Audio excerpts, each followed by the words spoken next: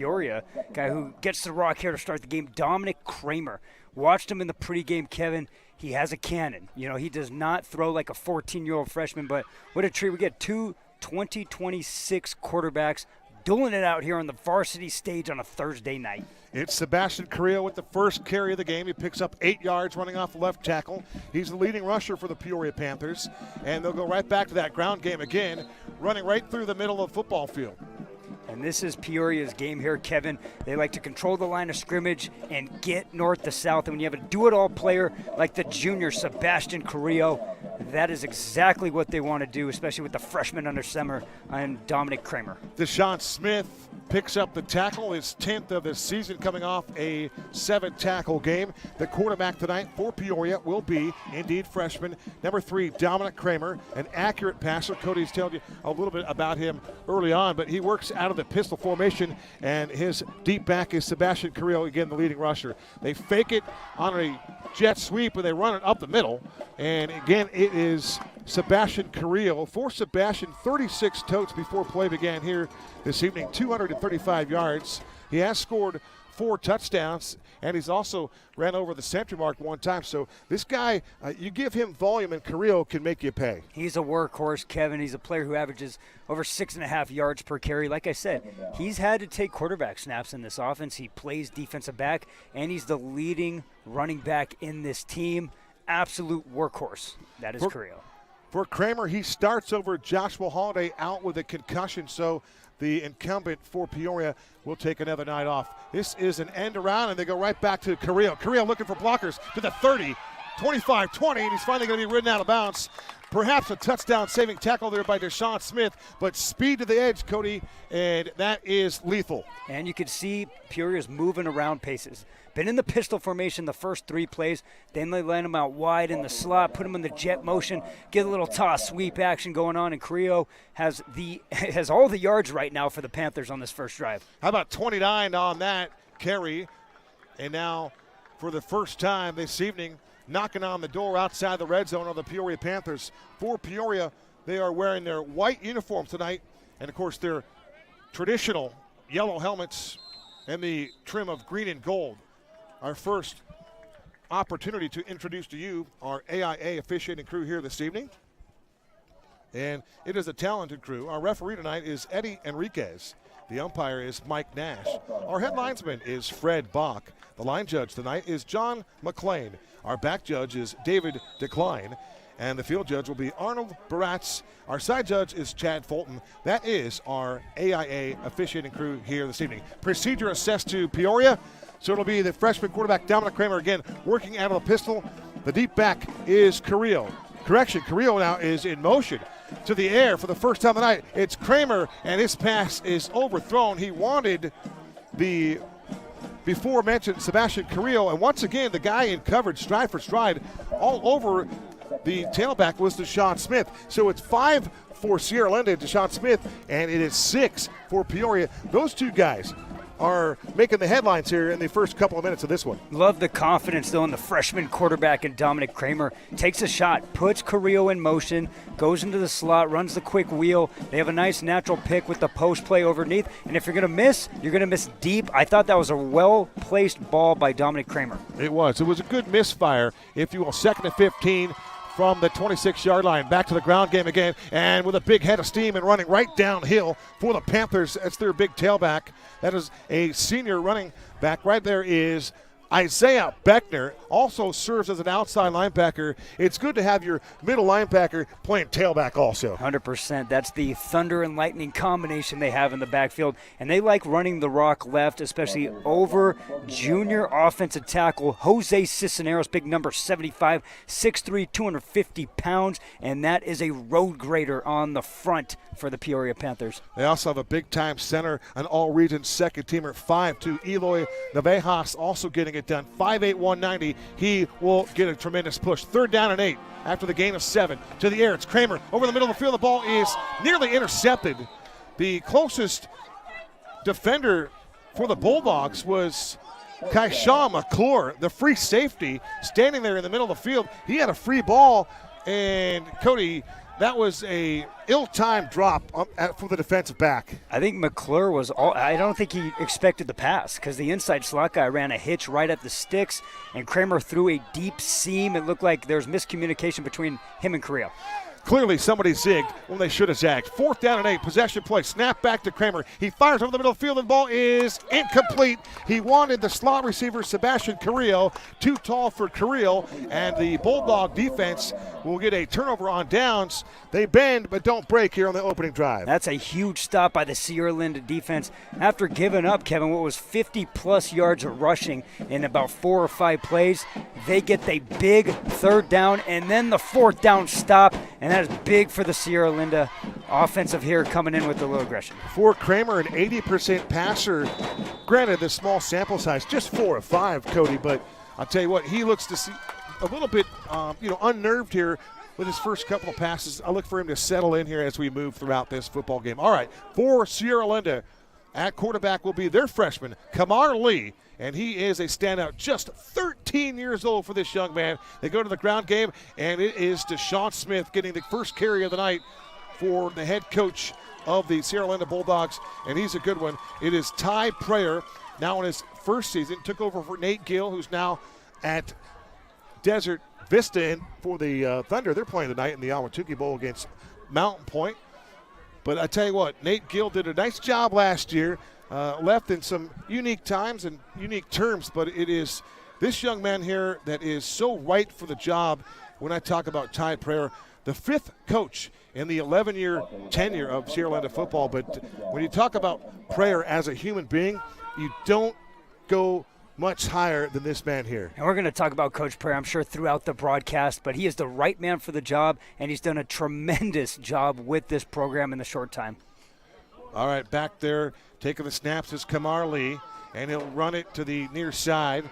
And running it is Deshaun Smith, so Deshaun Smith gets the first 2 carries of the night here. And it'll be a short gain.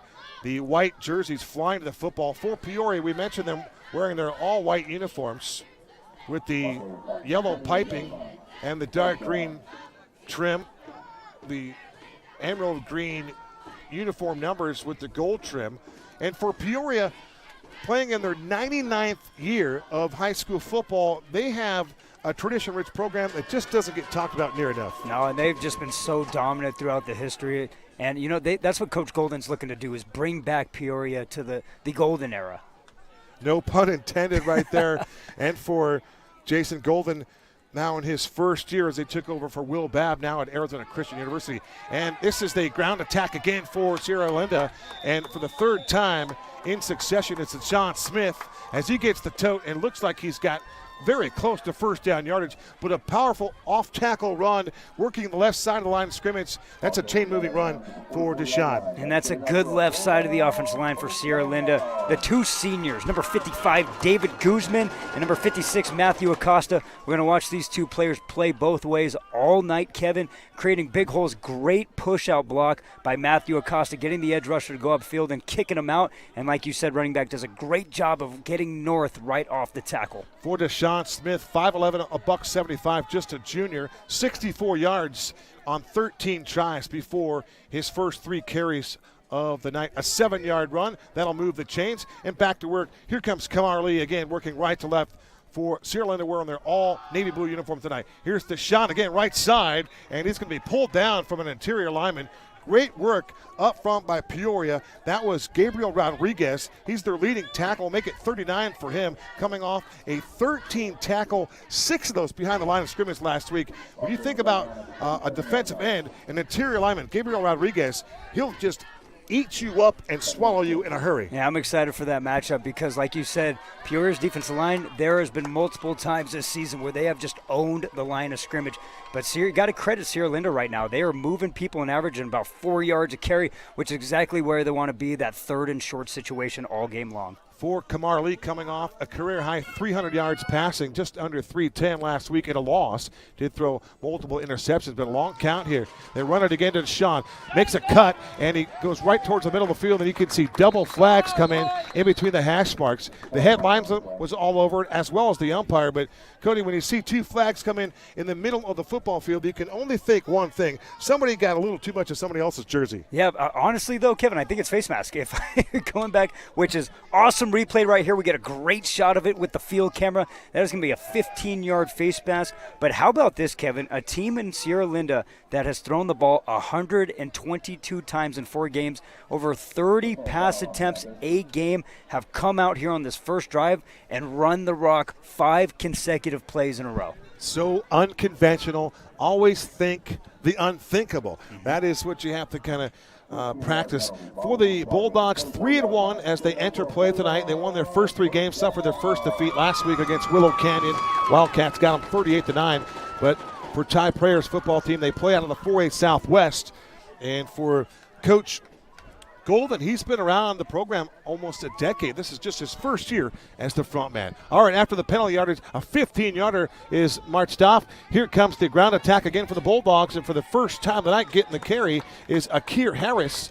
Harris also listed as a defensive end, 5'10", 205, coming off 11-tackle game, but he also runs the rock to the tune of 6 carries for 14 yards and a touchdown. And I wouldn't expect him to be on those first 10 plays scripted. No, but how about we've seen both teams now with their 1-2 punch. Thunder and Lightning, and it's the big sophomore, like you said, 205 pounds coming at you north to south. When you got your defensive end carrying the rock up the A-gap, that's a tough man to stop. We have gone through almost 8 minutes of action here in the first quarter, a methodical drive by the Bulldogs. We haven't mentioned Stephon Daly's name just yet, and it's only a matter of time before Kamar Lee takes a shot up top to Stephon Daly, the Colorado State commit. He is a playmaker. Back to the ground game again with room to the left side and taking white shirts with him.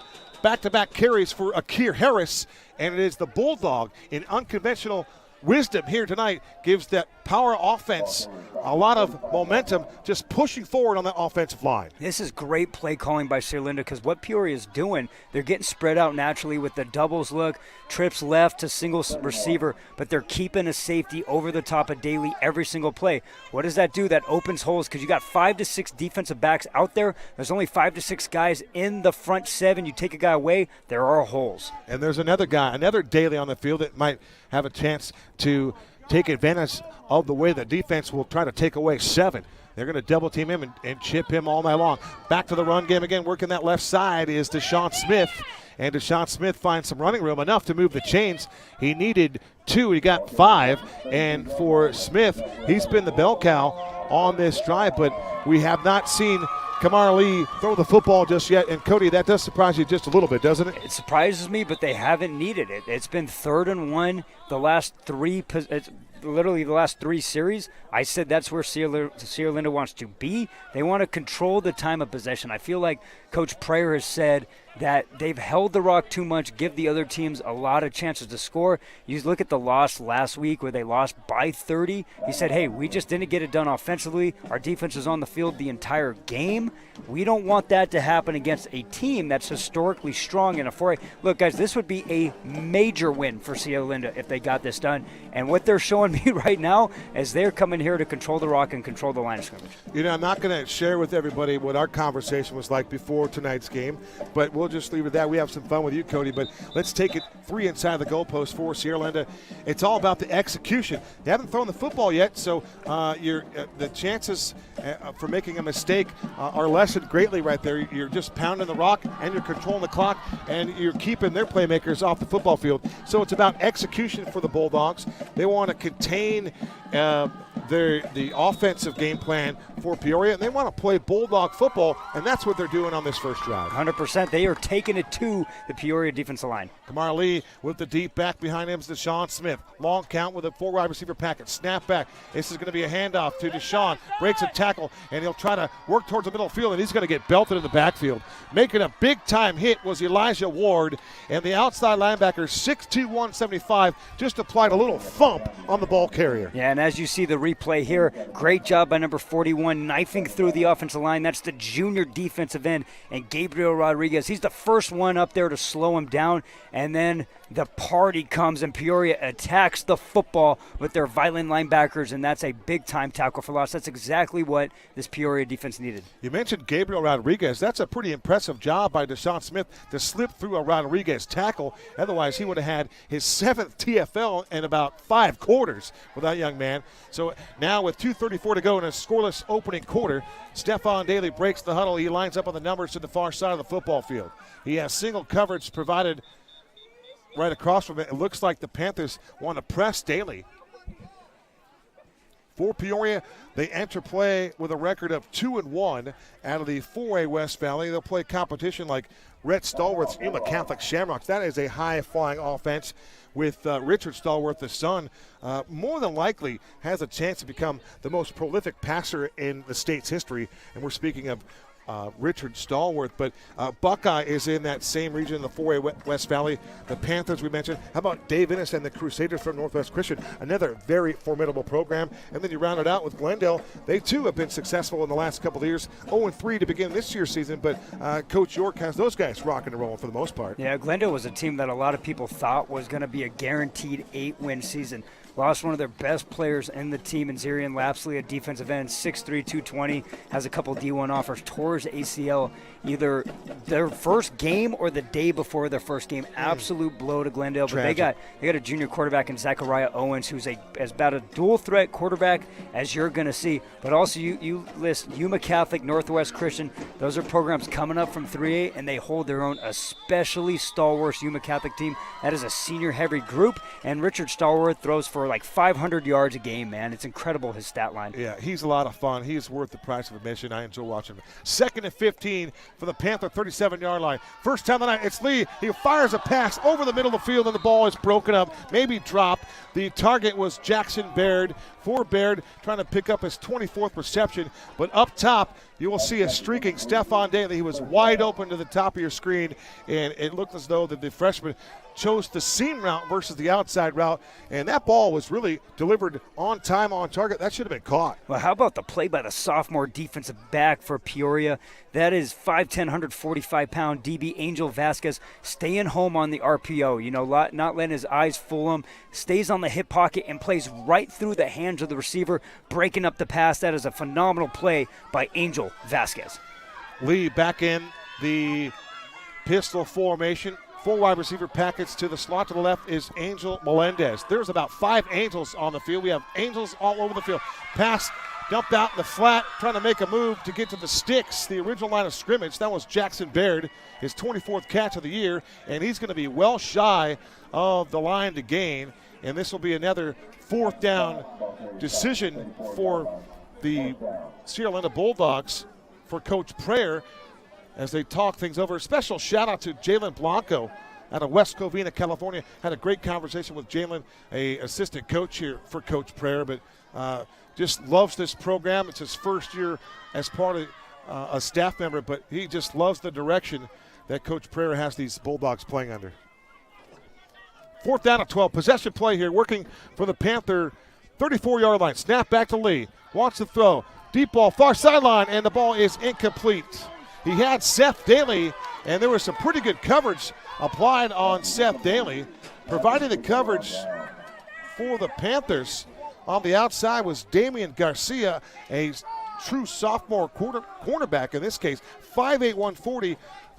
Maybe the pass was just a little too long. Yeah, Peoria made it known that they are going to double team Stephon Daly, especially in outside count. They're going to have that Stafey playing over the top.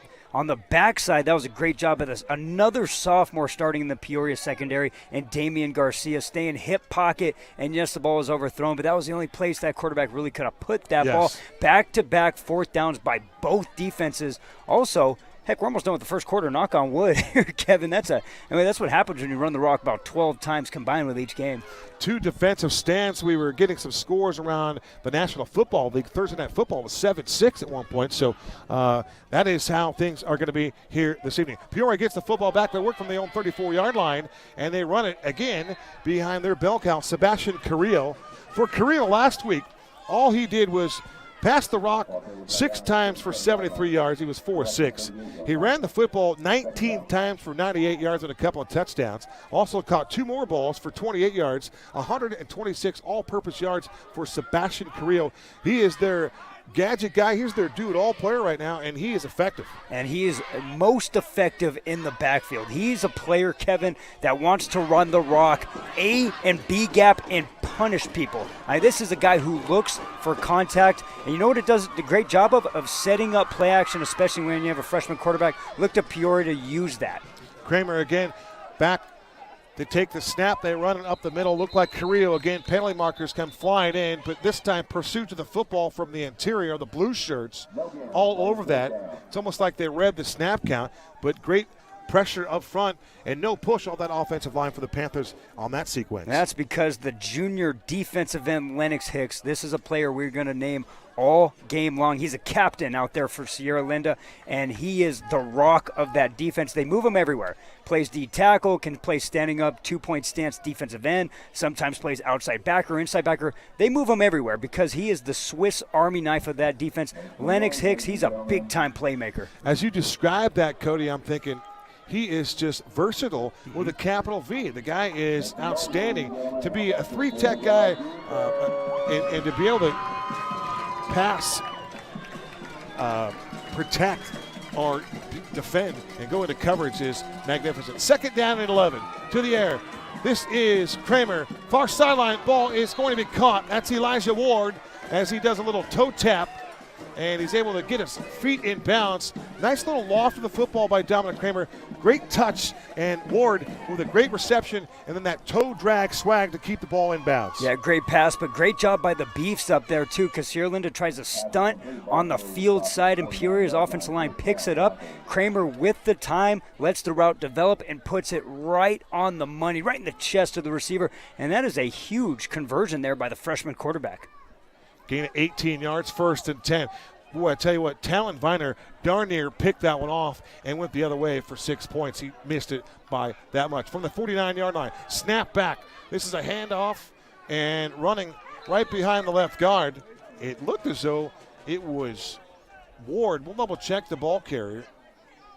And we'll go back to 3-2, and I think the tailbacks were in 32. Isaiah Beckner. Tailbacks that were 32, Cody T. Cameron, go. Kevin Barlow, old 49er. Kevin Barlow, former Pitt guy. Former Pitt, 49er. O.J. Simpson. There you go. Franco Harris. Look, you put me on the spot where you named 3 names. Now a little help with the 2 there, but how fast is that quarter? I tell you what, I like fast-moving quarters. First 12 in the books. It's scoreless here in Southwest Phoenix. Sierra Linda and Peoria. You're watching tonight's game on the Zone 48 Broadcast Network. Back after this short timeout. Jake from State Farm. I really want that personal price plan, so I'll admit it. I'm a bath bomb guy. Dude, you do not need to get that personal. The State Farm Personal Price Plan simply helps you create an affordable price just for you. For real? Who's ready for their jazz bath? No? Who is that guy? Jazz, man. Call or click to get a quote today. Like a good neighbor, State Farm is there.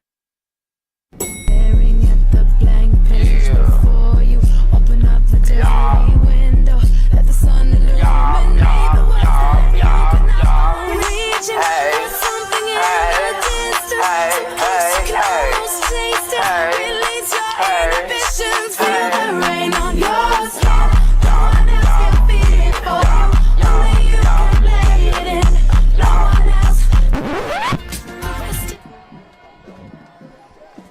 Welcome back to Sierra Linda High School. The Panthers have the football. They will change directions, and it'll be a pass thrown to the outside. Kramer breaking the tackle and moving up the sidelines is Isaiah Beckner, and Beckner is going to pick up first down yards and a whole lot more. How about that big fella rumbling and bumbling and picking up some big-time yardage? That's a great move, but that's also a phenomenal play by Kramer. He's got 2 players coming on his front side on a blitz, come off the edge untouched, and he sits right in the pocket and delivers that ball right in the flat. People are going to say, hey, that is an easy throw to make.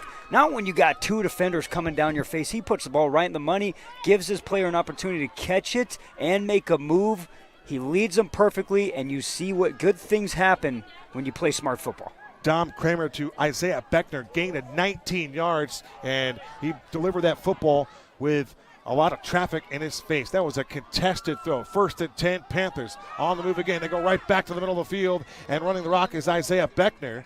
As Beckner gets a chance, as Cody described it as thunder and lightning, you've got the young man, Sebastian Carrillo. Really, he's the guy that's getting the majority of the carries, but giving him a break and then providing more pounding in the middle, running downhill with a very physical style is Isaiah Beckner, and he looks pretty good doing that. And this is a luxury, especially in 4A programs that most people have to play both ways. To have 2 running backs and to spell one of them to get some air, some oxygen, some legs over, and then go with some thunder in Beckner. Beckner remains the deep back. And the pass is going to be dumped out to the sideline, and working up the boundary with the football with some speed is Saeed Hassan. And Hasid is trying to spin around, twist around, and work his way towards the goal line. Penalty markers all over the field. One drop back at the 30-yard line. Dominic Kramer, the quarterback, believes it might be against Peoria as he gets some instruction from his coaching staff as the white jerseys start to walk back towards the northern part of the state. But that would negate a 40-plus yard play. But how about Saeed Hassan with the moves? Yeah, that's our first time getting to see this young man, the senior. Cannot be stopped. I talked to multiple coaches before this game, and they told me, well, one of them told me he's offering them an NAIA program. I'll let Saeed announce that, I believe, tomorrow. But this dude. What kind of program? An NAIA? NAIA program. Oh, I like that. And they called me. They said, this guy is a player we cannot believe. I don't even know if he has any offers yet, but he is a big-time playmaker. We just saw, makes the first guy miss, sprints upfield, fast acceleration, and he's a name that's going to be a problem tonight. He'll line up to the near side, just inside the numbers.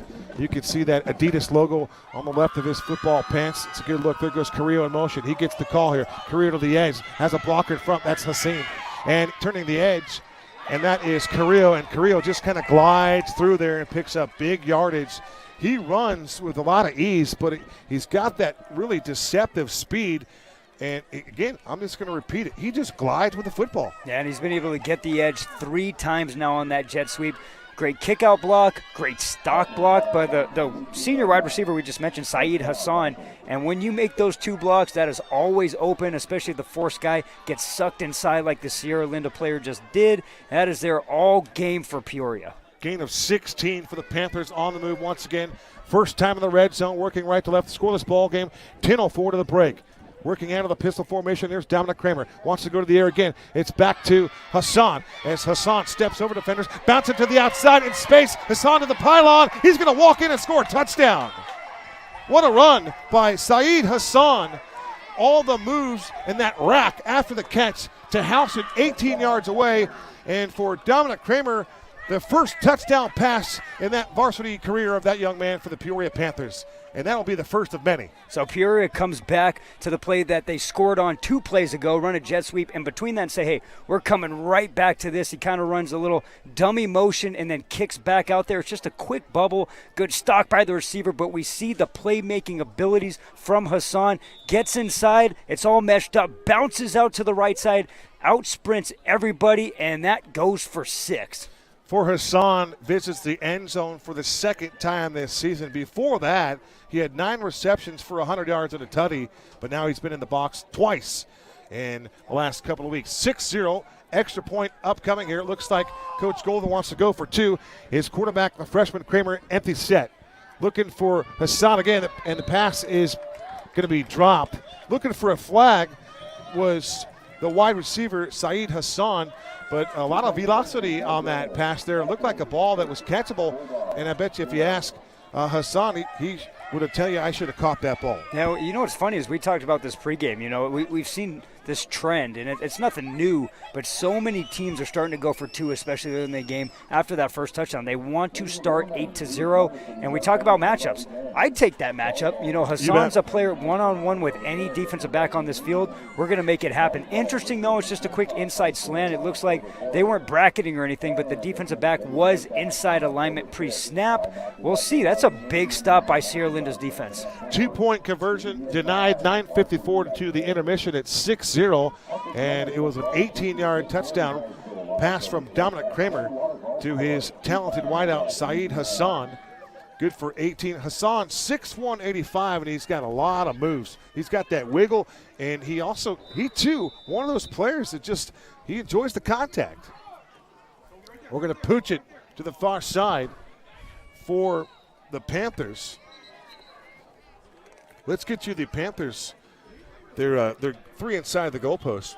Perfect timing right after their offensive series. Protect the quarterback, play disciplined, and slow down Stephon Daly. We knew that they were going to go in there and try to take away 7. He has not had a catch tonight. In fact, I don't even think he's been targeted. So the Panthers are doing a nice job to take away the Bulldogs' best weapon. 6-0, 9:54 to go. All kinds of action around the state tonight as well as tomorrow night, but Liberty and Sorrel on the main stage for you, huh, Cody? I'm excited for that one. 2 of the top teams in the entire state. Liberty's my number 1. You know, I'm an East Valley guy. I watch Chandler, Hamilton, Basha all the time. Liberty, they have it all. I think it's a defense that can limit and stop Basha and Chandler. That is a tough team to play against. Colin Thomas, so well coached, and outstanding staff over there as well. Navi Bruzan, that southpaw quarterback, they are loaded 1 through 70. Doesn't matter. All right, back to the ground game here for the Bulldogs, and it is just about 3 pass attempts here for the Bulldogs passing arsenal tonight, but they have been dedicated to the run, and you have to appreciate the game plan for Ty Prayer and his staff.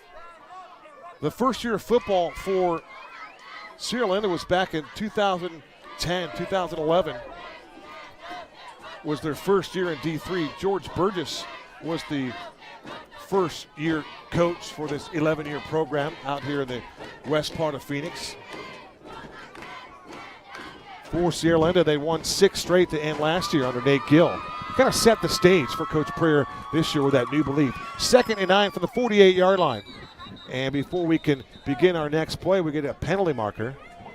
The snap was back to Kamar Lee. For Lee, listed as a freshman, 5'11", 155. For him last week, 23 of 40, 304 yards, had a touchdown, 3 picks, but he had a 67-yard scoring strike to Stephon Daly. And if you saw the film this past week, Cody, that run and that catch, the rack for Daly was fantastic. Got thumped in the middle of the field and just continued on with his mojo, went to the boundary, turned it up the boundary, and turned on the Jets and housed it 67 yards later. It wasn't anybody within 5 yards of the young man. Yeah, he can do that every play too, Kevin. He's that good of a football player.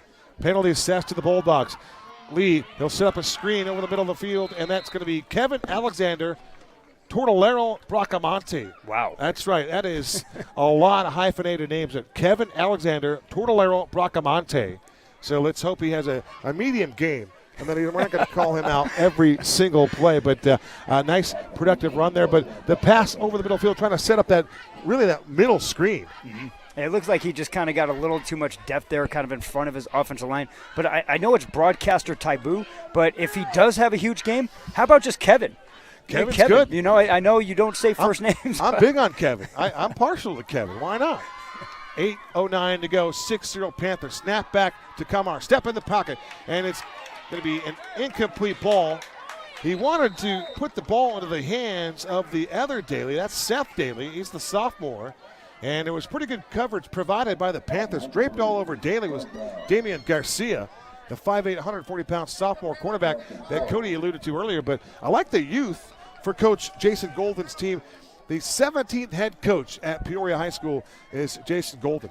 And people are up in the stands here. We're sitting in the Sierra Linda side screaming PI. That's not PI. Damian Garcia doing a great job of pressing that receiver towards the sideline with his back, hips, and forearm. And he did turn and look for the football at the very end. that is a veteran play by a sophomore corner. And there's sophomores and juniors and underclassmen starting everywhere on both teams right now. And this is incredible to watch because they're playing like veterans. Junior Kalitri Carr lines up to the near side, just inside the numbers. Punt formation here for the Bulldogs.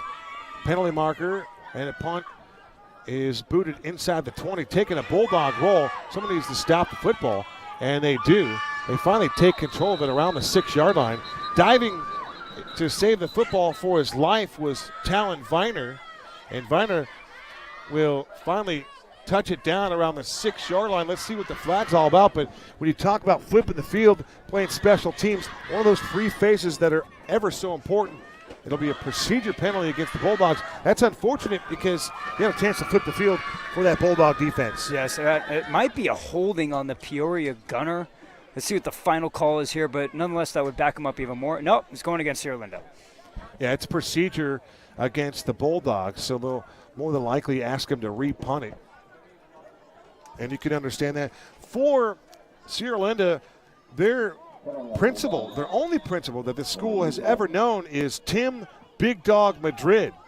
So a shout out to the Big Dog, Mr. Madrid. Appreciate all the contributions that you have made here at this beautiful campus. Coach Kramer, or the athletic director, Mr. Kramer, very hospitable man as well. Panthers showing that they want to come after it. In punt formation for Sierra Linda is Abraham Gomez. He gets this one off to the far side of the field, and there to field it is Carrillo. Carrillo makes the first three guys miss, works up the sideline. Carrillo to the 30 and out across the 30-yard line, but nifty footwork again by Sebastian Carrillo, and he's got a great feel for this football game. Mr. Do-It-All, and that was a heck of a punt. I think it went through the hands of a Peoria player, but you're watching the awesome replay there. He starts left and then cuts on a dime, cuts right through the middle of 4 Sierra Linda players, breaks 2 more tackles down the sidelines, and we talk about flipping the field. Heck, Peoria was going to start with the ball at the 6-yard line if that penalty does not happen. Now they get the rock at the 31 because of an awesome return by Carrillo. This is a brand new facility here for the Bulldogs. They're playing their 3rd, maybe 4th game here on this facility, and it is a gorgeous field. Peoria is still with a natural surface. They look to have a new synthetic turf next year. And breaking the tackle in the backfield, running with the ball is Beckner, and Beckner, a little spinorama in the backfield, breaking a tackle there, and would have been another TFL for this Bulldog front. But you have to like the move by Beckner to get out of trouble and make it a very positive play when what could have been a disaster. Yeah, and the defensive end for Sierra Linda, that's Albert Young, another sophomore, 225-pound defensive end. He came unblocked on that play, and Beckner doing the most to make a spin-off and getting positive yardage. Beckner with a gain of 5. Snap back to Kramer. His pass is thrown outside. There's Elijah Ward. Trying to turn it up the field. He does, and he's into Sierra Linda territory. Ball is jarred loose, and for Ward, he is laying on his back for a moment. It appears as though that the Bulldogs are going to get a takeaway. They stripped the football from Elijah Ward, and let's take a look at this again because he took a shot. Great pass, great accuracy there by the freshman Kramer. Ward turning on the Jets, slips through a tackle, and then he got punished by Harris, and he separated the football. And that'll be a takeaway, Cody. I think this is going to stand up. Tell me if you ever heard this before. Another sophomore for Sierra Linda making the play, and then it's the junior, and Kayshawn McClure recovering it right on the sideline. But that is helmet on football by Harris. That is how they teach it up in the X's and O's draw board, and that is a phenomenal play by the sophomore defensive end. That is a hustle play, Kevin. That is outstanding defensive work. They get the takeaway, 6:52 to go to halftime. The Bulldogs hit the ball right back, and they run it to their talented tailback. This time they put the ball in the hands of Tortolero Bracamonte, and he picks up about 7 yards running off that right side for Sierra Linda. One of those guys on the offensive line, they got Ja'Cory McDaniel, 6'3", 285, one of the elder statsmen. He's a senior for a team that is a very young team. Not really that mix of veteran leadership. It's a team that is loaded with youth with a sprinkling of some veteran leadership. That's a great block by McDaniel, too, because he shoots off the ball, gets underneath the pad level, and drives his feet. Ja'Cory McDaniel. And they run it again to Bracamonte. Great work by the interior lineman of those white jerseys in the middle. And it's nice to see 2'8" Elijah Ward back on the football field playing that linebacker spot.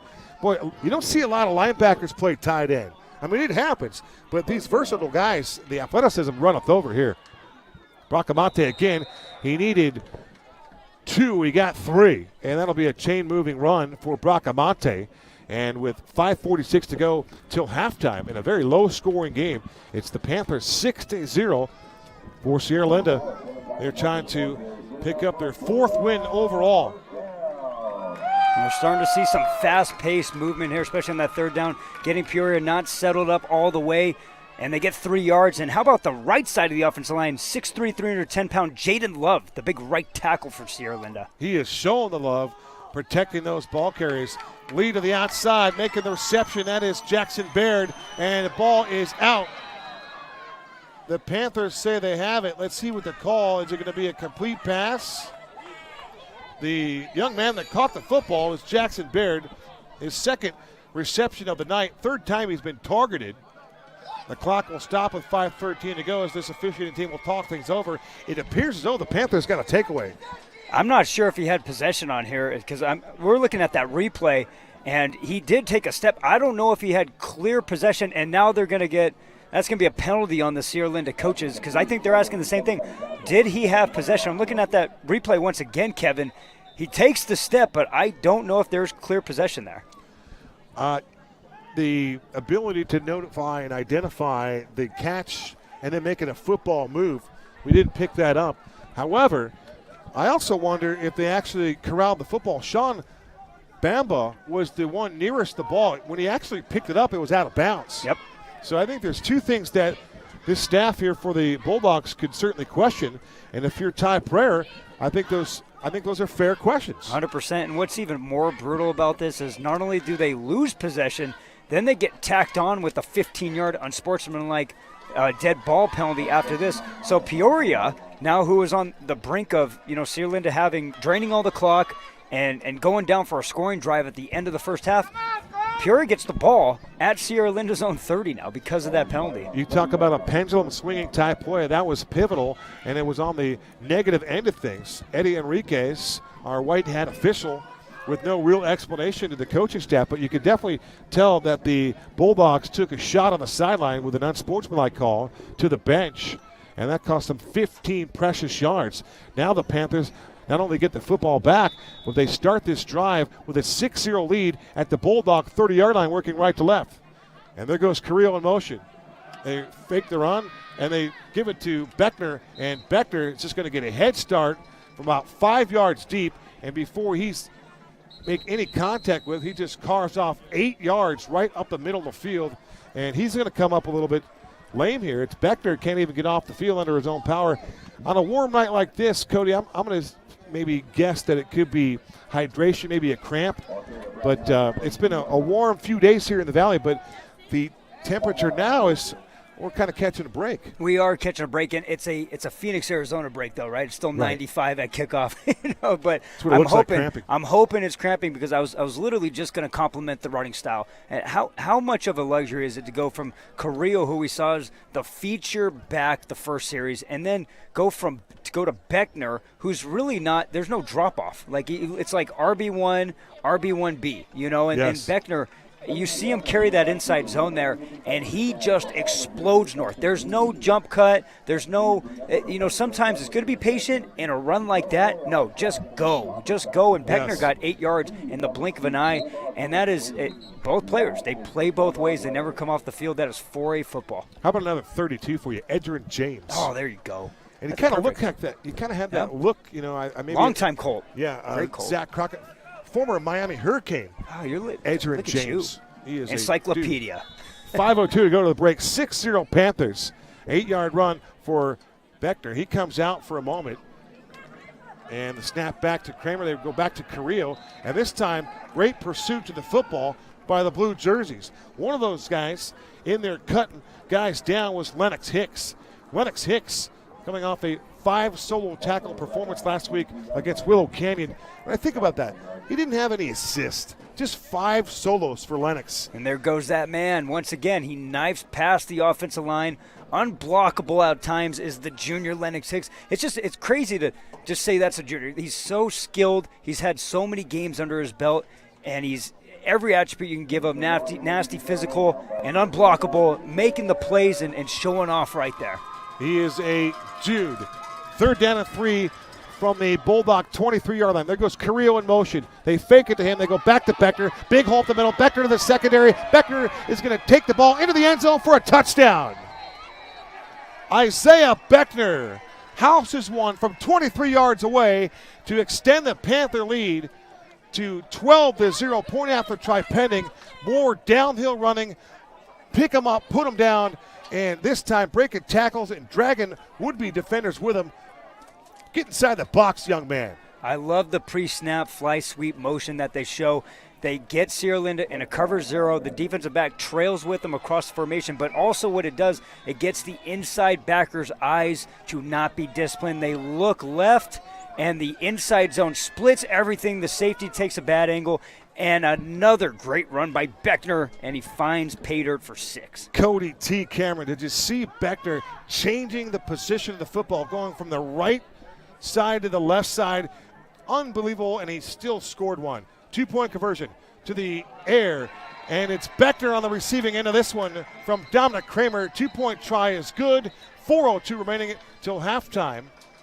It is now 14-0. The Peoria Panthers have the lead, and let's see what this penalty is all about. But that's an impressive offensive series for the Panthers, just really testing the will of the front for the Bulldogs, and taking advantage of the ill-timed turnover and the penalty to boot, and then making a pay. And how about Kramer stands in the pocket? That's an open wheel out of the backfield. Another pressure coming front side in the face. Stands tall, delivers the ball with accuracy. They get the 2-point conversion, and they tack on the 15 roughing the passer on top of that, too. I'm impressed with the freshman quarterback. Yes. You know, the running backs having a luxury in the backfield like Peoria has with Carril and Beckner, that always helps. But just literally looking at ball placement, the spin out of his hand, that's what impresses me right now about the freshman quarterback. He's playing with poise on the road. You talk about the accuracy with that spin. He's delivering the football. Some really tough pass plays to convert to outside routes, guys that he's hitting guys in motion, in stride, and the delivery of the football is excellent. And then we talk about Beckner, the fantastic running ability with power, but the fact that he's also that dual threat and he's able to receive the football too. You see a lot of that. If you want to play in the league, you have to be a great runner, you have to be excellent in pass pro, and you got to be able to be a weapon as a receiver. Everybody's do it all. Yeah. Have to be. And we're going to kick it off. Booting this one for Peoria High. That's their place kicker, Angel Ramirez. Well, some entertaining game in the Awatuki Bowl. Mountain Point 21, Desert Vista 14. That from Zach Elvira out of Varsity Extra and Arizona Varsity as well. Boy, how many guys are employed over there at Arizona Varsity? Richard Smith now, a member of your staff, another talented writer. We just kind of keep adding juggernauts. You Yeah. know, that's what we do is, you know, can't beat them, join them, right? It's like the Dodgers. You guys will pay that luxury tax. You're just going to keep adding talent to that group. Arizona Varsity does it as well as anybody. Ralph Amsden, the publisher of that group, an outstanding job. So much talent there. I've often thought that Ralph could be writing for Life Magazine or Sports Illustrated or Sporting News. He's got that kind of talent. All right, so for Coach Prayer's team now down 14-0, do you think they open things up? And is there a chance we'll see them try to maybe force the issue and get Stephon Daly, the other Daly, a little bit more involved here, down by 2 touchdowns? Well, it's tough, right? Because, you know, the running has worked. You know, they have been able to move the sticks, carrying the rock on some of these inside and outside zones. But when you have a player like Stephon Daly committed to Colorado State, you want to get your playmakers the ball. They got a safety over the top wait for him. They're going to press coverage him. Kamara's going to slide through the pocket, dumps it over the middle of the field. The ball is nearly intercepted. The target was Angel Melendez, but he threw that football into 3 white shirts.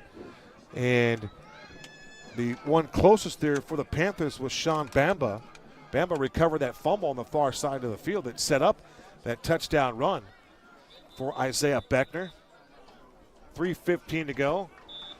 The Panthers contingency is here. Pretty well-attended game. I thought there might be more fans tonight as the weather starts to cool off, but it is Thursday night, and not everybody plans for Thursday night football. No, it's just tough because we had incredible atmosphere at Apollo High School.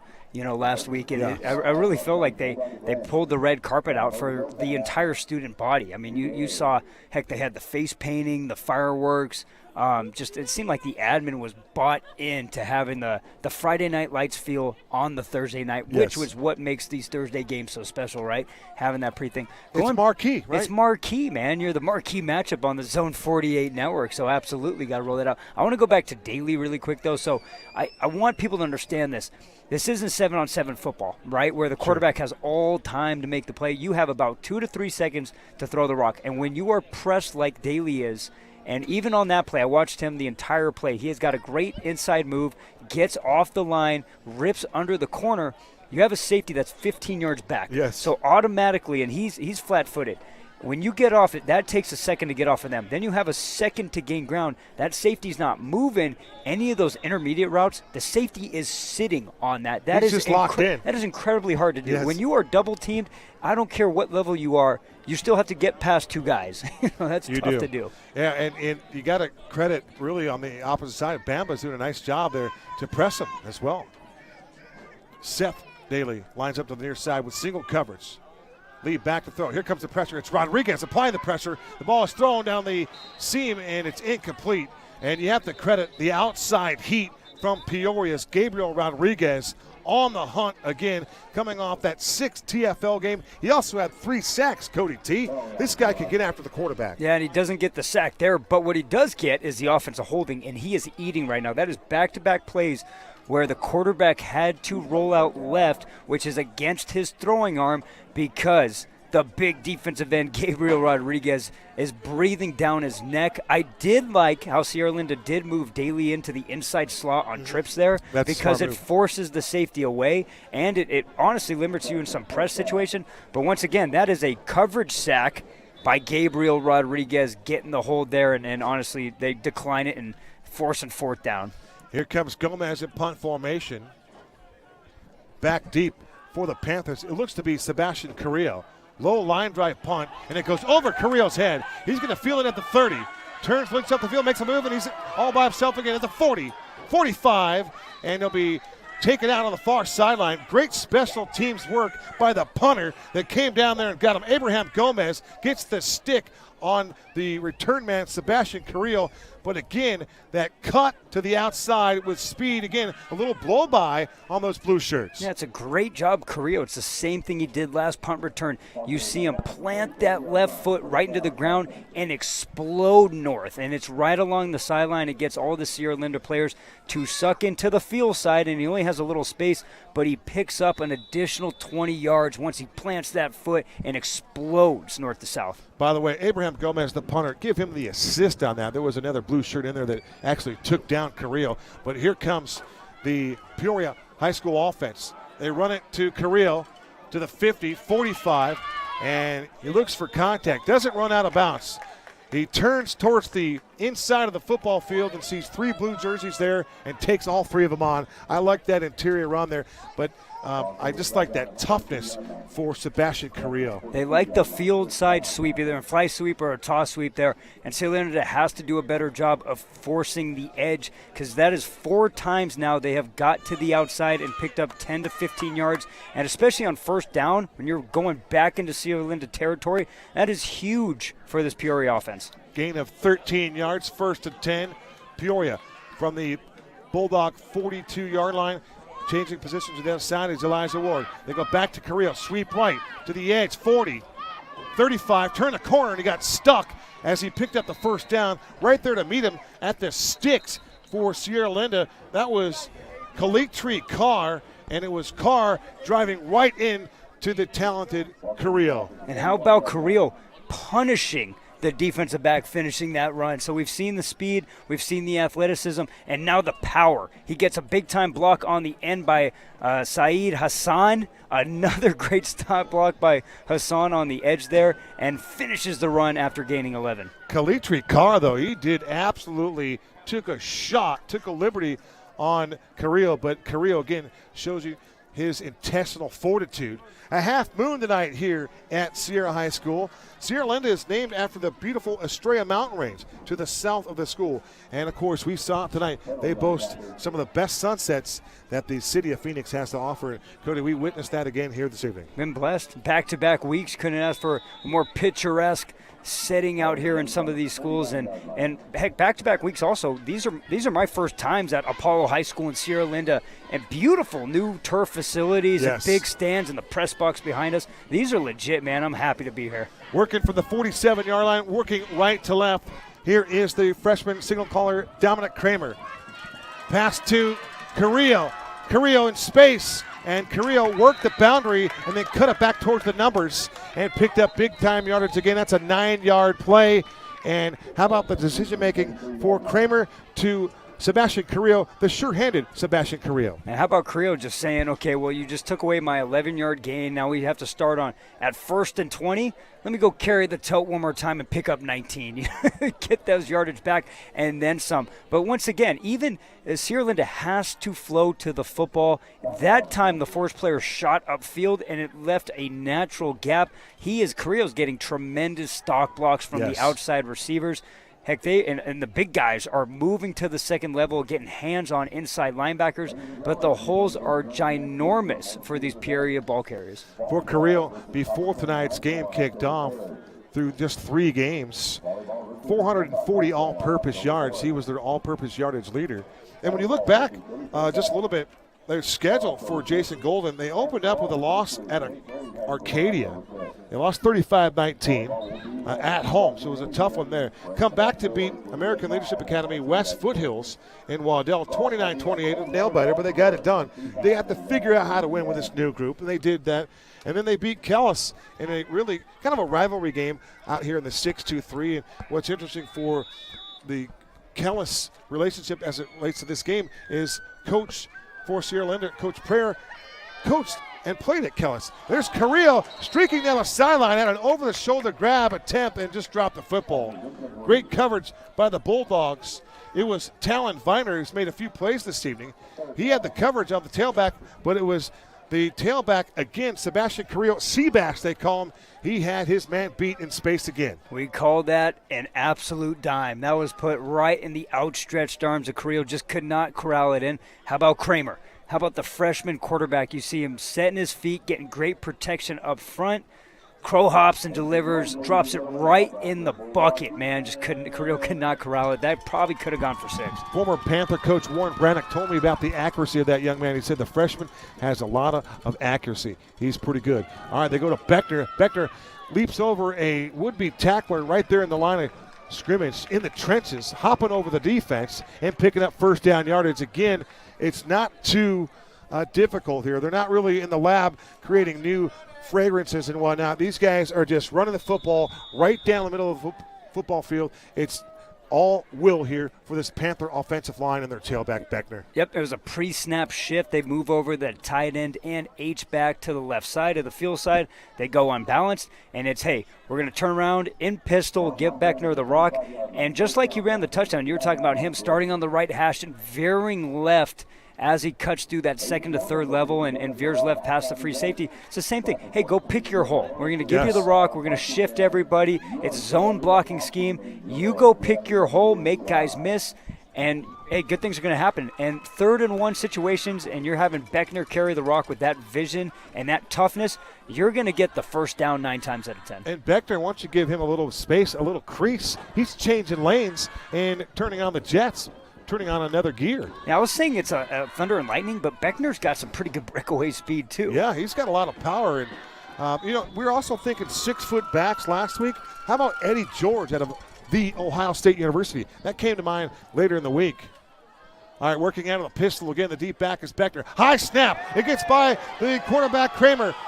And Kramer is going to recover the football right over the emblazoned Bulldog logo around the 47-yard line. And that's a huge break for the Bulldog defense with 1:12 to go. That is really a game-changing type play now. Now if you're Peoria, you've got to change things up a little bit, maybe take a chance. That was a 20-yard loss there on the high snap, and Peoria had exactly what they wanted. They liked being on that side hash towards their sideline. They pre-snap shift again, the tight end and H-back. It was going to be the same exact play they just ran on third down. High snap, and they lose 21 yards. Interesting timeout by Sierra Linda there, because to me, I don't know how many more timeouts they have. I think Sierra Linda's got one time. Oh, we have it on the graphic there. They got one more timeout, so they make a stop here. It's a minute left. I would almost just try to let the clock run out, and go into halftime, because you stop the clock here. Peoria's got the playmakers to get down the field here. They do. You're giving the Panthers an extra chance here as they have a chance to settle down, regroup, if you will. How about this, Cody? Did you know that Ty Prayer, the head coach in his first year for Sierra Linda, used to play football at Raymond S. Kellis, and his coach was none other than Jason Golden. Wow. So there's a ton of connection on this football field. Ironies, connections, broadcast nuggets, any way you look at it. There goes Saeed Hassan in motion. Deep ball, wide open. Carrillo, he's there in stride. He dropped the football. Oh, my goodness. In back-to-back pass plays, it's Kramer dropping them in the breadbasket, and Carrillo unable to haul it in. That would have been good for 6 points, and that is a heartbreak for Sebastian Carrillo. Kevin, I absolutely love this play call. You're going to see the replay here. So this was their touchdown play. He goes in dummy motion, and that's Hassan. They've hit that bubble twice. We call this the log and go. Okay, he hitches it, and you have the fake stop block streak, and Carrillo just could not corral it in. It's all predicated on that pump fake. Outside to Elijah Ward, makes the catch, and they drive him out of bounds. Love the game of Elijah Ward. Plays with a nasty streak, and I mentioned his attributes before. 6'2", 175, just growing into that body. Once he starts to find the weight room and starts to add some beef and some muscle to that frame of his, he has a chance to be a good one, Cody. Yep, and here comes the fourth down, either quarterback punt, which we've seen so much now. It's like every quarterback is taught for the quarterback punt, or the home run shot, which acts like a punt but gives your receiver a 50-50 chance to catch the rock. Kramer to Ward for 7 yards. Fourth down and a cab ride for Dominic Kramer. And we're going to get a timeout. I think Coach Golden wants to talk things over. 59.9 seconds to go. That's great clock work right there but from our guys here. 59.9 to go. How about for Sierra Linda? They are an award-winning CTE program. Medical foundations, athletic training, culinary arts, fashion, business, and future teacher preparation programs. All right here at Sierra Linda. Also, for these folks that come to school to get education. That's like a thing, Cody. Okay. You come to school to get educated. And the academic programs here at Sierra Linda High School are off the charts. AP programs, dual enrollment classes, advanced courses, and their first graduating class back in the year 2012. So a very young program, fantastic facilities. You talk about the foundation academically, it's in place. And now they're just trying to field athletic teams. And we start to build around football because everybody loves football. The guy that they're building their foundation around and their program around is Ty Prayer, and they picked a good one to do just that. 4th and a mile from the Bulldog 41-yard line. This will be a punting situation. It's Sullivan, and he's going to punt it away. And it takes a big-time roll, and the ball is loose. And this might be Peoria's football. If it touched the blue jersey down there, it'll be Panthers football. I'm not sure what the return man was doing. Cody, you and I both know that is a Mayday type situation. I don't understand why return guys love to get in the area, and I think he just I think he missed it. I think he just kicked it and missed it. Heck, we have some of the coaches up top. Even looking at our monitor, that shows you how good our field camera work is up here, Kevin. But we used to yell, because I was a punt returner, scream at our gunners, Peter, Peter, Peter. That was our get the heck away as far as you can towards the any sideline. Peter, Peter, Peter should have been the call. The gunner almost clipped the entire thing right there. That would have been a major blunder for Sierra Linda. CT, I've had the privilege of having the chance to broadcast a few games with you. Now we're starting to add them up now, but you've mentioned the Peter, Peter thing before. How do they arrive at Peter, Peter, and why isn't it, Peter, Fire. It was so many names. Job. That's what our special teams coordinator liked to call it. Maybe he didn't like Peter. All right, we go back to the pass game, if you will, for Kamar Lee. Instead, they try to work the right side, with the ball carrier. That is Alexander Tortolero Bracamonte. Say that one three Kevin. times really fast. That's Kevin. Mr. Bracamonte. You know, I know you want to call him Kevin, but there's something about the adding Alexander Tortolero Bracamonte that I enjoy saying. Lee steps up in the pocket, throws over the middle of the field. The ball's caught in stride. That's Melendez, and Melendez has the first down. Let's see if the Bulldogs can clock it here. 12 seconds to go on the long team scoreboard. Sierra Linda trailing by 14. Nice pass by, I believe that's the first, maybe the second completed pass for Kamar Lee to Angel Melendez. Gain of 15. That's a 1st and 10 for Sierra Linda. Final 7 seconds, and they do finally clock it. There's Kamar Lee. Well, you start to anticipate halftime, Cody, and start to think about some of the things that either team could do, but they don't have to battle the weather tonight. Just go in there, collect their breath, maybe get a little hydration in and come back here. No real pressure for a fairly entertaining but slow-moving first half. Absolutely not, but Sierra Linda's in this football game. You know, you take away the turnovers inside when they got in Peoria territory as well. They can run the football against this team, you know, and so I like to see that in the second half, still them establishing the run here. Stephon Daly, the far side of the field. They pass it out the flat, and that is Bracamonte as he tries to make a move, work up the hash marks, and there are 3, maybe 4 white shirts there to take the ball carry out. They swarm with the football. Great team defense by the Panthers. Jason Golden's team is well prepared. They haven't played in 13 days. They picked up their first couple of wins in about a 4-day span. And so they haven't played for 13 days. They're looking to hit somebody, and they've had a pretty entertaining and impressive first half. They pitched the shutout through the first 24 minutes. It's halftime on the Zone 48 Broadcast Network, presented by Trey Clarkson State Farm Insurance. For all of your insurance needs, contact my guy, TC, Trey Clarkson, at 623-432-1700 for all of your insurance needs. Halftime coming up next. You're watching Thursday Night Football on the Zone 48 Broadcast Network.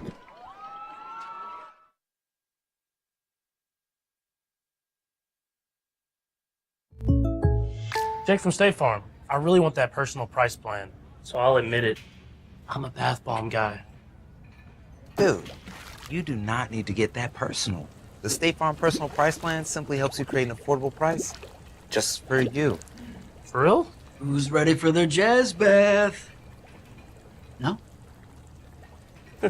Who is that guy? Jazz back. Call or click to get a quote today. Like a good neighbor, State Farm is there.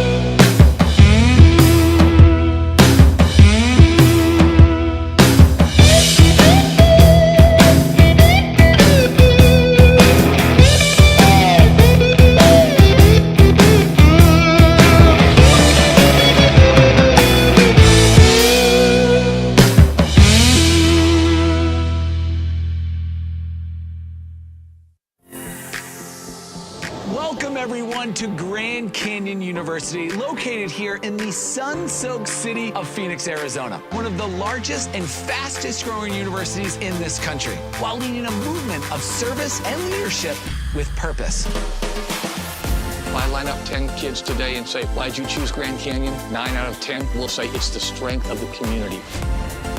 I wanted to attend an affordable Christian university and a place I could truly thrive. GCU, they opened the door for me when nobody else would. GCU truly cares about students and alumni and wants to see us change the world.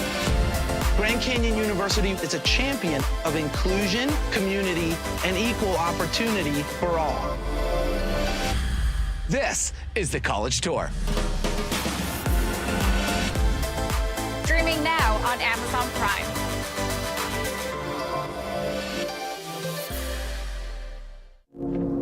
This is the letter I've been telling you about. This letter is for you. From what I hear, you're supposed to be the next Tom Brady. What I'm about to say is important. Never let them call you the next Tom Brady. When they compare you to the GOATs, tune it out. When they say you're a sixth-round draft pick, store it away. Compare yourself to nobody but the kid in the mirror. The one who goes all in, all out, and has the crazy confidence to know that who you are today is just a piece of who you're going to become. This letter's for that you, the one no one will see coming. Sincerely, Tom. Live out your dreams, man.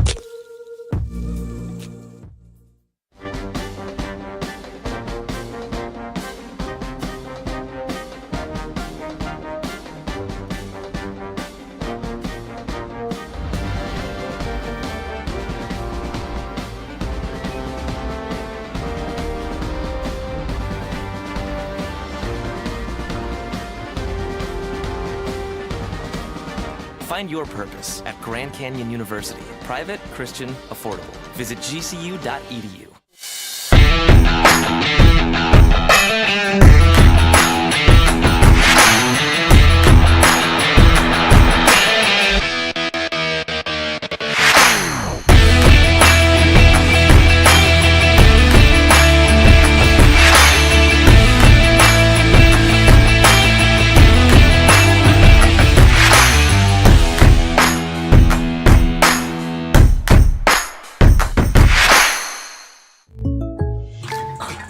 Jake from State Farm.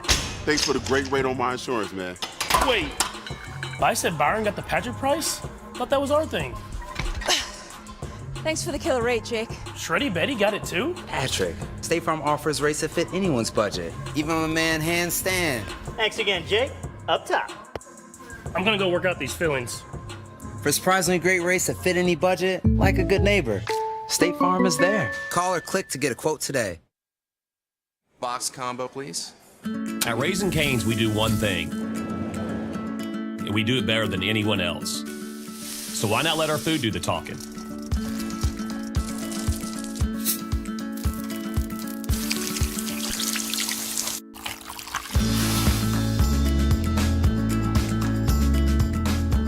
Love in the window. Raising Cane's, only the best chicken finger meals. One love.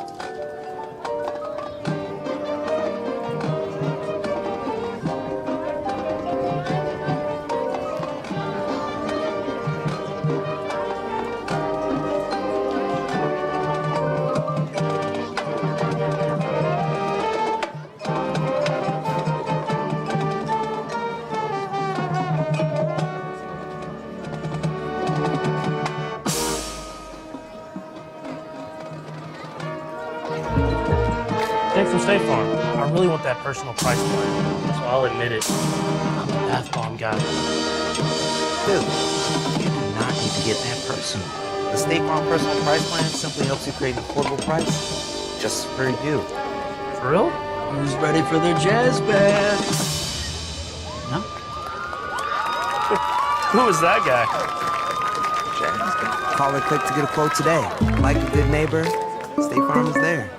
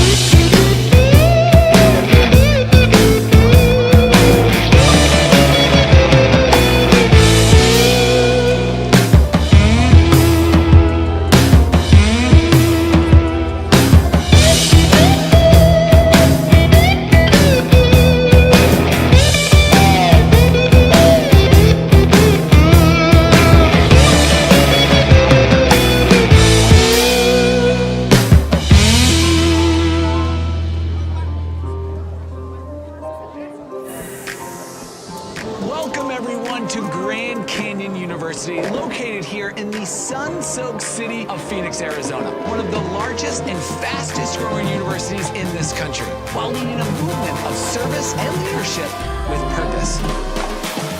If I line up 10 kids today and say, why'd you choose Grand Canyon? 9 out of 10 will say it's the strength of the community. I wanted to attend affordable Christian university and a place I could truly thrive. GCU, they opened the door for me when nobody else would. GCU truly cares about students and alumni and wants to see us change the world. Grand Canyon University is a champion of inclusion, community, and equal opportunity for all. This is the College Tour. Streaming now on Amazon Prime.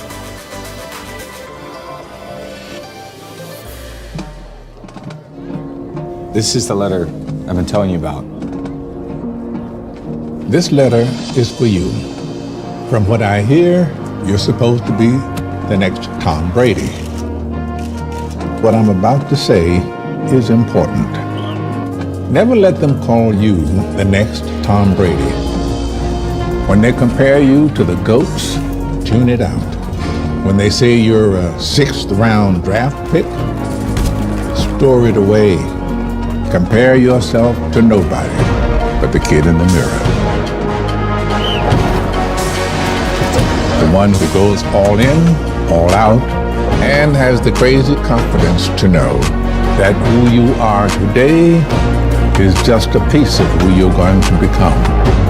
This letter's for that you, the one no one will see coming.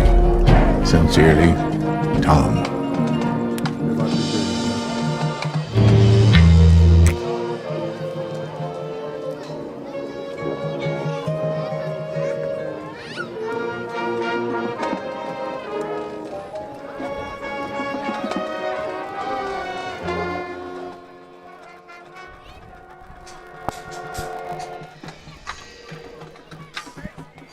We welcome you back to Sierra Linda High School. I'm Kevin Derryberry alongside Cody Cameron. It's 14-0. The Panthers have the lead.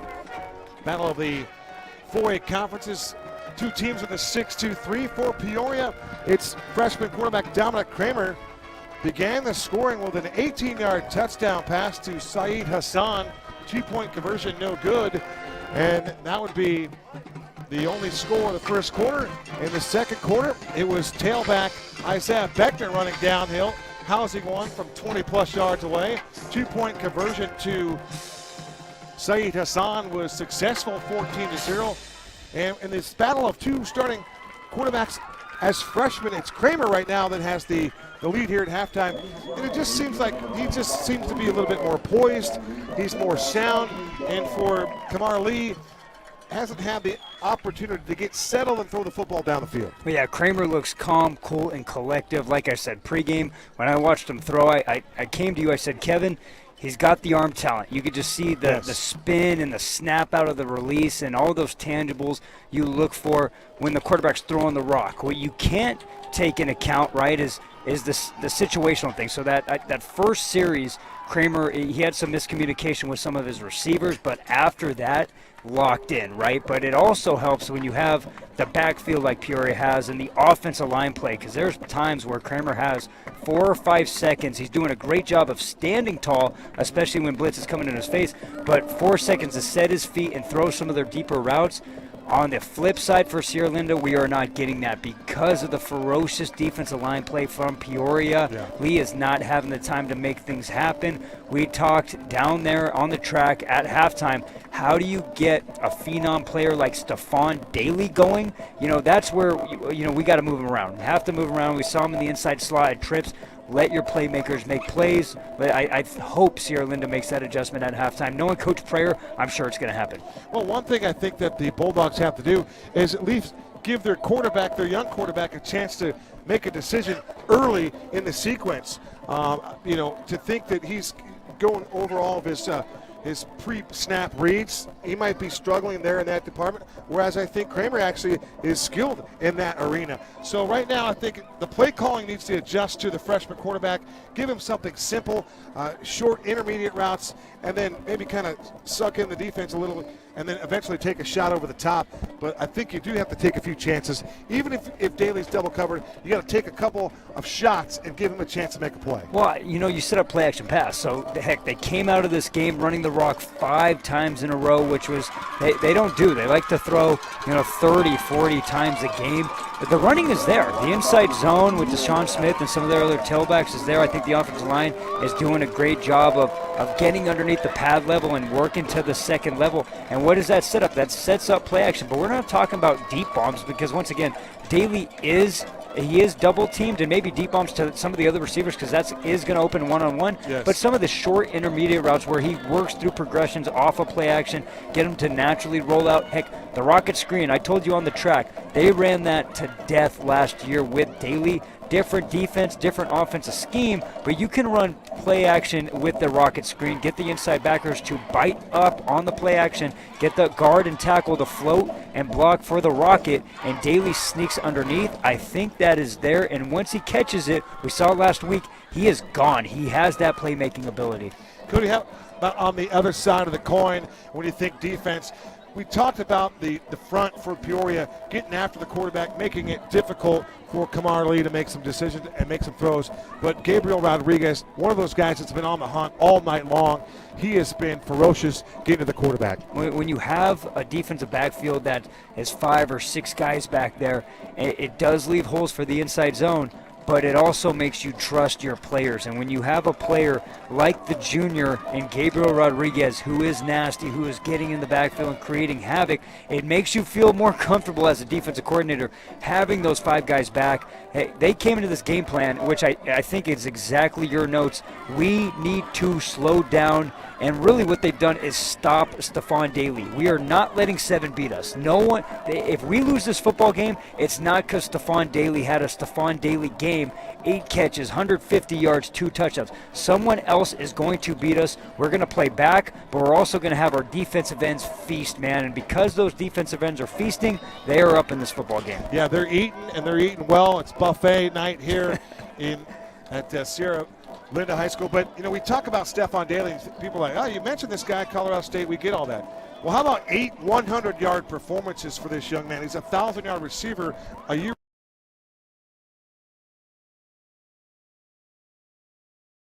Off a guy, he's a put the ball in the hands guy, make a play. He's a run after the catch guy. He's a do-it-all playmaker.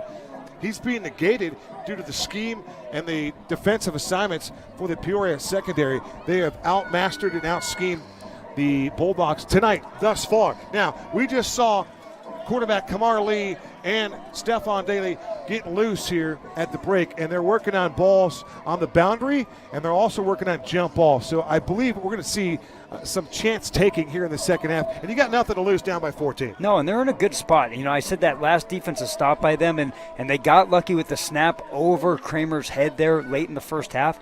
But they're in a good spot. It's a 2-score game. We got an entire second half, but set the tone here. You know, punch them in the mouth, set up play action, and get Daly the rock. I think if they can do those things, we have ourselves a ball game. Jackson Baird, Angel Melendez back deep. We are ready to commence the second half, and it's a onside kick, and fielding it in the open field is Deshaun Smith, one of their playmakers. And Deshaun is going to be taken down. A special teams work by the Panthers. Number 9 out there, that's Jacob Samarapass. If you join us late, all-region second-teamer quarterback for the Panthers, Joshua Holiday, has been ruled out of tonight's game due to concussion. He remains in concussion protocol, and that happened 13 days ago. So, you know he's still suffering some ill effects from that concussion. So speedy recovery to their playmaker, Joshua Holiday. But serving as a replacement tonight is the freshman signal caller, Dominic Kramer, and he's looked pretty good playing the position here tonight in the first 24 minutes. So it's Kamar Lee working out of the pistol. Behind him is the tailback, Tortolero Bracamonte. He goes in motion. Empty set now for Lee. 5 wide receiver package. He's got Daly to the inside, and it's going to be the other Daly. And as Seth makes a move, he lost his footing. But that is a nice way to start the second half. Kamar Lee to Seth Daly, a little slant route, and had the turf monster that come up there, Seth Daly might still be running. A double thumbs up for me, Kevin. I love that play because they're still in too deep. That other safety's way over the top of Daly. Everybody else is one-on-one. Take what's there. They're letting the underneath routes go. It's a nice job by Lee. Nice job to get a completion, and that's a 6-yard play. Here's Lee on the scramble. Throws it on the run. Ball is complete on the outside. Making the catches, Angel Melendez. Penalty markers all over the place. And swarming to the football, Melendez is the leader of that group, Elijah Ward and company. And I tell you what, the Panthers are hunting tonight. Yeah, and there's going to be 2 penalties here. I think it's going to be offsetting penalties. I think it's a legal man downfield and then a face mask. We'll get the call here. You know, the idea when you're on the hunt, that prey for food, the Peoria Panthers, they are just a little bit more aggressive this evening, and they're playing with that proverbial chip on their shoulder. A tough call here, and it takes away a nice pass play. We're talking about building the confidence ledger for Kamar Lee, and that's going to throw a wrench into the system here. They call the illegal man downfield after the out route was caught, and the ref threw it so late. Maybe he saw it early. That's a tough call, though, because to me, Lee's getting in a rhythm. There's 2 for 2 to open up, and now you're in second and long. Second down, and we'll call it 10 for Lee. He's got trips to the near side. Daly by himself to the top of your screen, wearing number 7. Press coverage again. And the pass goes over the middle of the field, and it's in and out of the hands of Tortolero Bracamonte. And, Cody, I was on the ISO cam, and it was Daly open to the top of your screen. Right there to press him was Sean Bamba. And I do think that Bama's done a nice job. He's had that assignment all night long. In fact, I think he's shadowing Daly. And we talked about it before a couple times now. For the Panthers, they're just going to bracket and double team Stephon Daly. Anybody else but 7. I like the formation, though. You know, they're in quads now, and that shifts everybody over. They have solo receiver here and younger Daly close to our side. Like trips to the slot. Here comes the pass rush, and it's Lee trying to break a tackle. He's trying to outmaneuver Gabriel Loya. Loya, 11 tackles before that one. Now he has 12.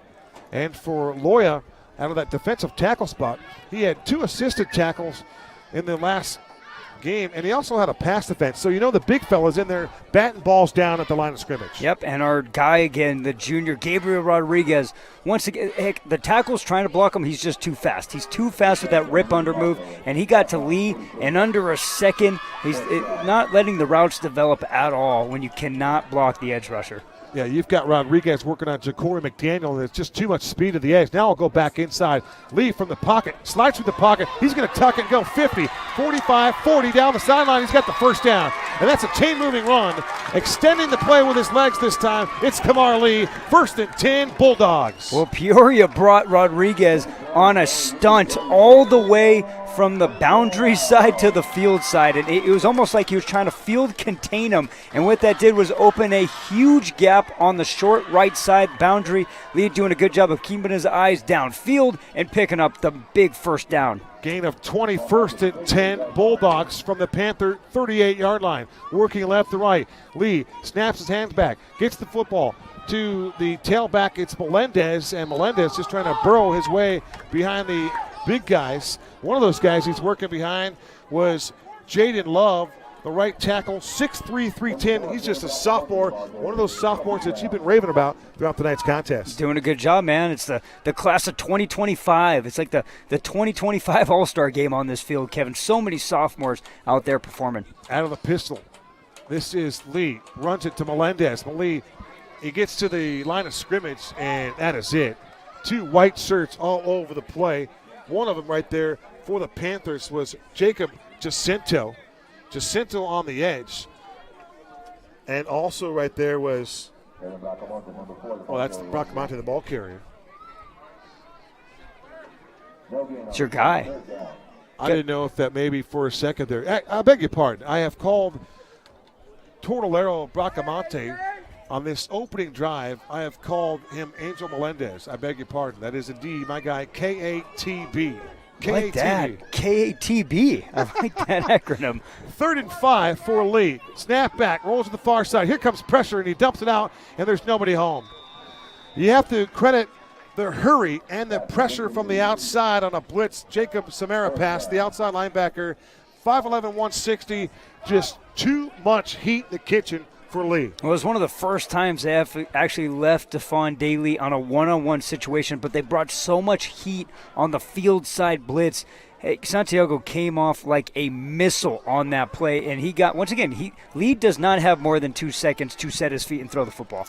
Little time to operate. 8:41 to go, 14-0. Panthers have the lead, and threatening is Sierra Linda. 4th and 5 for the Panther 33-yard line. Quads to the top of your screen.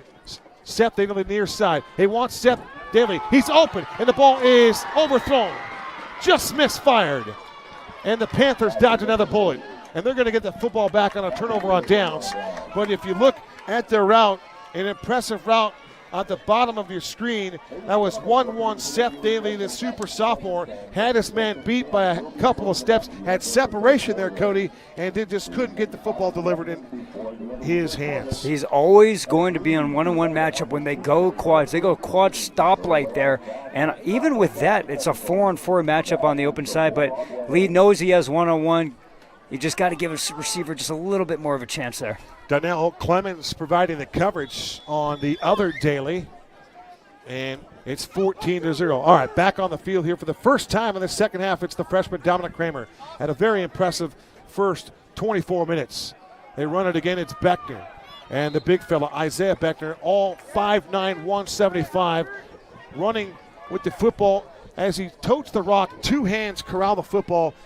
This young man knows how to protect the rock, and I've been impressed with his running style. And I would give him 10 to 15 carries this half. You know, I would spell him and Creo. They're getting 20 touches this half. That is my offensive scheme. We're getting 4 to 5 yards. Heck, Creo's averaging probably 10 yards a touch, and I'm going to drain this clock here and have my freshman quarterback be in successful situations. Kramer to the air, winds up, pass outside, ball caught at the 40, turning it upfield, 45. Around the 47-yard line, a trio of blue shirts that take out Carrillo. And one of those guys defending for Sierra Linda, that's Talon Viner. Viner's been making some plays tonight. He's been hawking everything on the outside. Yep, but, you know, we look at the styles here. So Sierra Linda was trying to do this before they got backed up with the penalty, but easy they're in shotgun, so it's necessarily like a three-step drop already if he was under center. He turns, he has the out. They have 3 defensive backs back there, but they're all back. Take what the defense goes to. It's just a streak and an out route. If the corner stays back and he bails, the out's there. Kramer doing a good job of that. So a quick snap, and we're going to get a penalty marker thrown on the field. 7:33 to go. Still 14-0. Panthers have the lead. For Peoria, their first year of football was way back in 1923. 1923. That's what we call BC, before Cody, and that's BK. I was going to say that's pre-Kevin. Oh, you might be 110. We're not over 100. 2022 is the 99th year of Peoria Panther football. I mentioned that early on, but for those of you that joined us late, how about Peoria returning 18 lettermen? That bodes well for the future. Oh, big time. And, like we said, they have the sophomores, they have the juniors, and they have a freshman quarterback. I can't pronounce that enough. That's incredible. Beckner starts in, bounce it to the outside, and he gets hit at the 50-yard line. Providing the thump for Sierra Linda was Kaishan McClure, and the junior just absolutely torpedoed the ball carrier Beckner, and that was a heck of a collision. How about the move by Beckner, though, planting his foot and sticking it in the ground and getting north, man. And like I said, he is not a side-to-side runner. He wants to pummel you, and that's a great gain on a 1st and 20, picking up 12. Isaiah Martinez also part of that tackle. How about another comp there on Beckner? Ron Dane. Pass towards Elijah Ward, incomplete. And for Kramer, he threw that ball into double coverage. Providing the coverage for the Bulldogs was the before-mentioned Kaishan McClure. So McClure busy here in the last 2 plays. Clock stopped with 6:38 to go in the third stanza. It's 14-0. Kevin Derryberry alongside Cody Cameron. Glad you could be part of our broadcast tonight on the Zone 48 Broadcast Network. Fans, everybody needs insurance, and it's just a necessity. Whether it's life insurance or auto insurance or even homeowners insurance, you always need insurance. Check in with our guy. That's Trey Clarkson with State Farm Insurance, 623-432-1700. Trey Clarkson's State Farm Insurance can save you money. Make the call tonight. So the penalty yardage is marked off, and now the Panthers go to work from their own, make it the Bulldog 35-yard line. Beckner again shows you a little sidestep there as he dodges a tackler, but again, positive running for Isaiah Beckner. And I don't know if you picked up on that, Cody. Ron Dane comp? Maybe, not so much. Yeah, I like it. I think it's good. All-time touchdown leader out of the University of Wisconsin back in the day. College encyclopedia. I'm telling you, man, we're going to change your title here. But this is what I want to see. You're giving the ball to Carrillo, you're giving the ball to Beckner, and you are just in situational awareness here. And heck, they love this shift here pre-snap too. Just let it run right behind all these guys. Hassan lines up to the top. They run it again to Beckner. He's going to get the majority of the carries here. Near horse collar for the blue shirts. But Carrillo's lining up in the slot. And Cody, every time they've run that misdirection or they have at least put Carrillo in motion, give him that fly sweep look, they've given the ball to the interior, and Beckner has had running lanes all night long. But Sierra Linda has to play with it because they have given that fly sweep 4 or 5 times right now. They like the inside zone, but Kramer's doing a good job of actually faking the fly sweep, even just showing the ball in front. It's creating a diversion with the inside backers of getting undisciplined eyes, and it's getting Beckner some holes here to run. Yeah, his deception and handling the football has been pretty impressive. Dump it off in the flat. It's Beckner with a head of steam. Cut it up inside, and a penalty marker comes in. Late to the play, but Beckner again showing that mobility, and he's a scat-like runner for a big dude. When I say big, for Beckner, 5'9", 175, and of course that is a max prep roster. For my media guy, I'm looking at he's pushing closer to 6 foot as a tailback there, and that is impressive. You're looking at that dude running at you and running with authority, with that kind of power. I think he's got to be bigger than 175. He's looking, he's looking about 185, 180. He runs like he's 200 pounds. And I said give him the rock 10 times this half.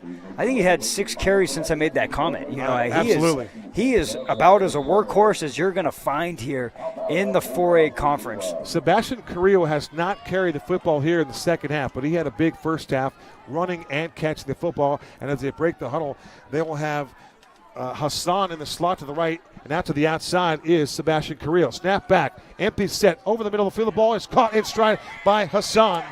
And Hassan makes the catch over the middle of the field. And the delivery of the football, again, on time and on target, Cody T. And an easy route, so they go empty, and you're putting your playmakers in space. So a little bit of the difference here. We've seen Daly stay on the outside. It's easier to double him that way. Hassan lines up on the inside slot.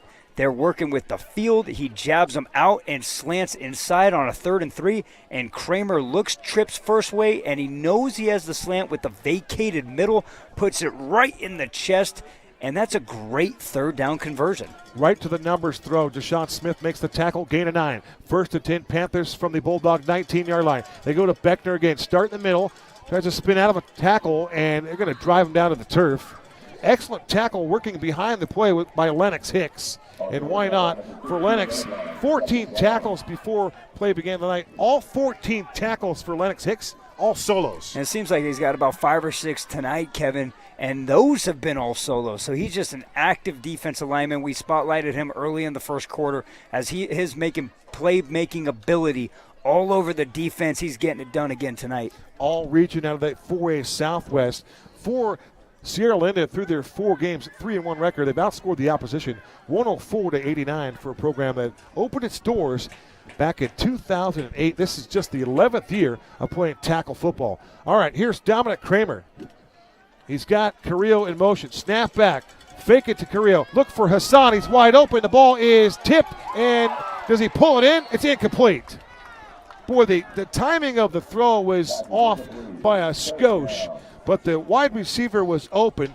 And you talk about the deception and the quarterbacking with the excellent footwork and the deception on the ball faking by Kramer. He did it again there to perfection, and he sprung Hassan to be open. So left, log and go. To the right, we used to call rock and go, and they like that dummy motion. It's almost like they're dumbing in right behind, and they're in a stack look, and he speeds back out. They've run that bubble a couple times, but if you notice, Kevin, the role switched. Usually it's Carrillo running that fake stock and go. This time they let Hassan do it, and a great play by Carr, the junior defensive back, to break that up.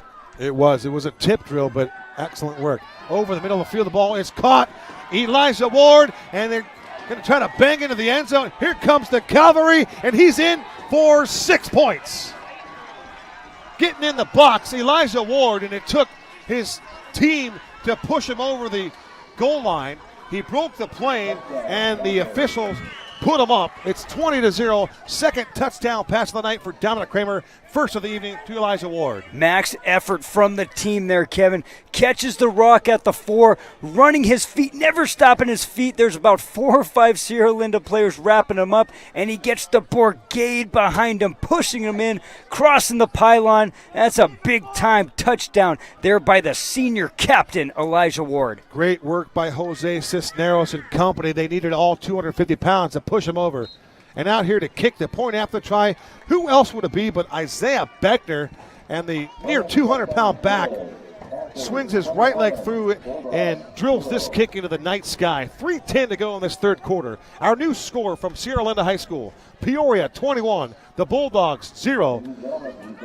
Wow, what an impressive drive by Peoria, and the physicality on display, and the freshman signal caller making some plays, slicing up this defense with his arm. 3rd and manageable, right? And like we talk about that at every single game, especially when you have young quarterbacks being 3rd and manageable. And they're doing a great job of setting up some of those easy routes, getting the inside backers having to stay in the box because Beckner is running so tough. They have to stop that inside zone. They have to commit to that.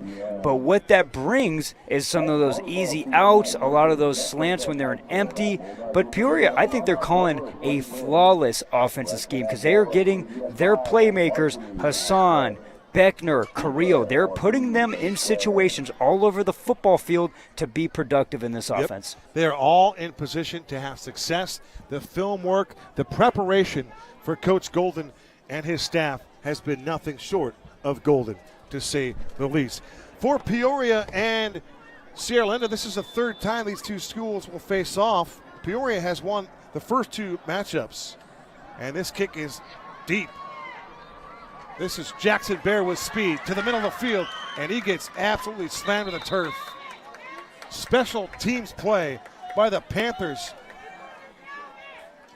Don't even have his number.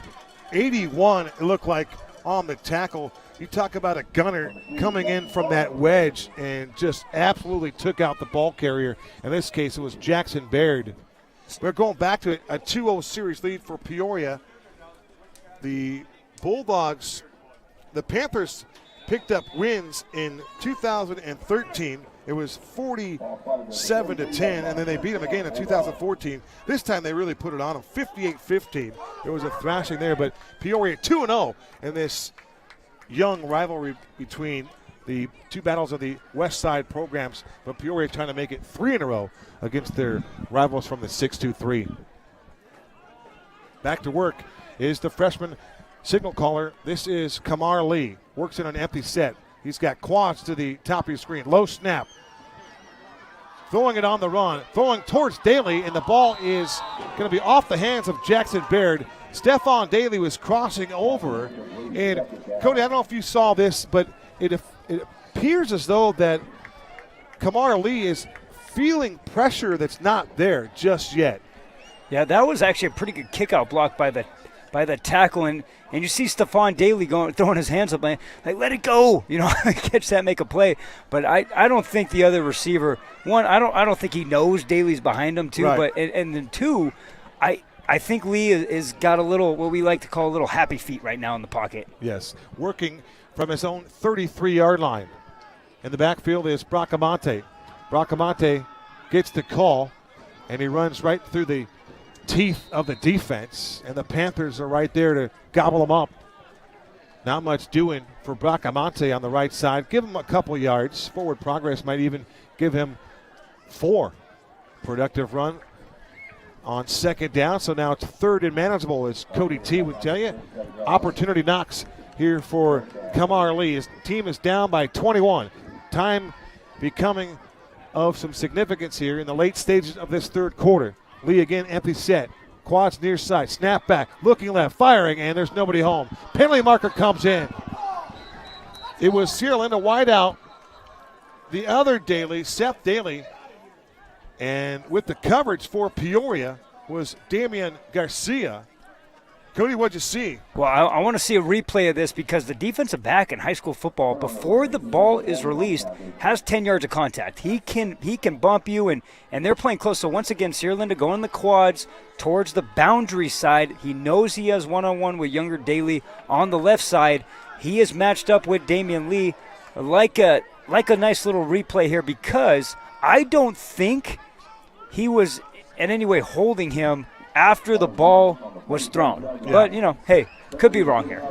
So they'll assess a 10-yard penalty to the Panthers. Really one of their only infractions of the night. I believe that's their first penalty assessed to Peoria. Empty set now for Lee. Low snap. Looks this way. He fires this way. The ball's caught by Stephon Daly. That's the first catch of the game. A nice, easy throw and catch. It's Daly on the slant, and that ball was put on the numbers right on the 7, and Daly's going to come up about a yard short. One catch for 9 yards on, we'll say that's his first target, Cody. I love that, though. They're, once again, quads toward the boundary side. It's a natural pick. Then we got an arrow to the guy next to Daly, another out, and he slants under all that. It's a natural rub route, and it gets the best player on your team open. That's a great play call. Excellent play call. Tremendous execution. They will give him the first down. One catch for 10 yards for Stephon Daly as Kamar Lee operates from the Panther 43-yard line. And now we're going to get more whistles. So let's see what this, actually, I think they're going to take a timeout. I believe that Coach Prayer wants to talk things over. The Bulldogs were 8-2 last year, 4-0 in the Copper Sky region last year. Sierra Linda had won 6 in a row to end their campaign, setting things up for that, proverbial optimism going into this season. But it's the Coach Prayer now is at the helm. We'll kind of things does a first-year coach have to do to kind of put a stamp on a program? So and how often do you do it? You always hear the word, culture. Right. It's establishing culture. You bring in a bunch of guys, which he did from his time at Trevor Brown. His own assistants, they're new coaches for everybody, for the players, and every coach has their own way, and Yes. just talking to Coach Prayer, it's the little things, that necessarily wasn't done the years prior of showing up on time, having meetings, accountability, and that's what Coach Prayer harps on, and in success, it's an easy formula, but when you do those little things, the productivity comes on the field. There's a reason why Sierra Linda is 3-1. Yes. Because of that culture established by Coach Prayer. Back to action. There goes Jackson. Baird in motion. Lines up in the slot to the left. Lee pump fake. He's going back to the other Daly, and the ball is caught inside the 30-yard line. Excellent throw this time by Kamar Lee. Seth Daly, his target, and that'll be a gain of about 20 yards. 1st and 10 Bulldogs. They're on the march. I like that he knows he has a one-on-one matchup there. And in that case, it was a 1-on-0 match. The younger Daly was so open on that play. I'm actually kind of shocked that wasn't a late hit on that. I don't know if you saw that hit. Angel Vasquez was over there to apply the lumber on Daly. 1:24 to go in this third quarter. It's still 21-0 Panthers. And for the first time tonight, the Bulldogs are in the red zone. Again, press coverage being shown by Bamba to the near side for Stephon Daly. Lee to the opposite side. Throws a vertical pass, and the ball is incomplete. Nearest receiver was Tortolero Bracamonte. Good coverage again by the Panthers secondary. All kinds of white shirts there. Hawk into the football. One of those guys providing some coverage was Adam Maya. Maya, 175, stands at 5'9", listed as an outside linebacker. A lot of these guys listed as linebackers, they're covering a lot of real estate here in coverage. 100%, and they have their backs turned to Lee. So like that, he actually had a pretty good seal block by their big tackle, number 65. I like to see Lee use his legs. He had about 10 to 12 yards of room there. Agree. Go get the first down with your legs here. Utilize your dual threat ability. That is such an important weapon here. Lee wants to throw the football. He does. He throws towards the end zone, and the ball is incomplete. The target was Jackson Baird, and he got ripped down. It looked as though that the Peoria Panthers defensive player was Saeed Hassan, and Hassan, if that was indeed Hassan, was just playing a really strong defense. I think it's a bang-bang play. I like Good the no coverage. call there. I think Hassan plays right through the hands. He might be draped over the back shoulder, but he's not holding him or grabbing him or anything too unnecessary. That's a great play by the senior defensive back. And that's a great no call, Cody Cameron. That is outstanding officiating. $1:11 to go, still 21-0. Good crowd, a late arriving crowd here in South Phoenix, home of the Bulldogs from Sierra Linda. All right, empty set. 4 wide receivers to the wide side of the field. He's got Seth Daly to the top of your screen with single coverage. Snap back. Lee is under a blitz, and he's going to go down. He's going to get sacked. Gabriel Rodriguez there to sniff it out and take down the quarterback. God, if you're going to go empty 6 plays in a row, that's the one guy you have to block. He has when you go empty, it is one-on-one matchups across the board with your defensive line to offensive line. And Gabriel Rodriguez, who has been a nightmare all game, you have to slide protect him or just not roll out to him because he is winning every matchup right now. You got to chip him, put a hat on him. You got to do something, but you definitely have to move him out of the way or at least try to impede him any way you can. And that was just unfair. So that'll bring up a 4th down and 13. Lee works from the 28-yard line of Peoria. There goes Melendez in motion. Lee steps through the pocket, wants to throw it on the run. And he's going to try to tuck it, and he finally throws the ball towards the back of the end zone. The ball's caught for a touchdown. Unfortunately, this is not going to stand as Kamar Lee was over the line of scrimmage. This will not stand, but the crowd here on their feet in jubilation. They believe it's a touchdown pass to Angel Melendez, and I do believe that's an illegal forward pass, Cody T. Yep, it looked like he threw that ball at the 22, and the problem was the line of scrimmage was at the 28-yard line. Just about 6 yards of a head start there for Lee. That is a violation each and every time Yes, and that's a loss of down. I believe that is a loss of down, which on a fourth down will be a possession changer to Peoria. Yep. And that is a backbreaker. You know what's tough about that, Kevin, is I like the momentum they had there, but when you run empty that many times, as a former defensive back and as a former defensive just player, that's when you start as a defense just honing down on the quarterback. When you can get to the quarterback with 4 guys and keep 7 back because there's no threat to run the football at all. You can spy Lee with an inside backer if you want, so you bring a 5th in the box. They were running efficiently on some of those 1st and 10s to get to 2nd and 3. I would like to see the inside zone back in there. Yeah, Cody, what do they say sometimes? A chance for them to pin their ears back, right? Yep. That's the perfect opportunity there. Great job by the Panther defense. After they talk things over, Cody's right on the money. It's a 4th down, loss of down, turnover on downs, and now for Jason Golden, things are looking pretty good. 21-0, 12.3 to go in this 3rd quarter. And his team is in position to pick up their 3rd victory if they can finish out this 4th quarter. And how about the Panthers being outscored 80-69, yet they're 2-1? Good for them. They got tough players. They got young players, and heck, throughout this entire broadcast, we have spotlighted the juniors and sophomores and freshman quarterback on their team. But you could see the formula right here. They want to establish the run, punch you in the mouth, and play the bend, don't break defense. And they're executing it tonight. The Panthers have been a postseason team in 5 of the last 6 years, so they've got things going for the Peoria Panthers. And they got a freshman quarterback, too. All right, here comes Beckner. Beckner with a big hole, and he gets driven off the play. Outstanding open field hit by the Bulldogs. Albert Young and Burt put a pop on the running back, Beckner, and you don't see Beckner fall like that, but he took a shot on that sequence. Yes, he did, but guess what? More importantly, he got 7 yards on 1st down. So we're going to come back here in 4th quarter. It's going to be 2nd and 3. Beckner getting it done. Big-time 3rd quarter for Isaiah Beckner. He's got 1 of the 3 touchdowns this evening. We will head to the 4th and final quarter. You're watching tonight's Thursday Night Football on the Zone 48 Broadcast Network.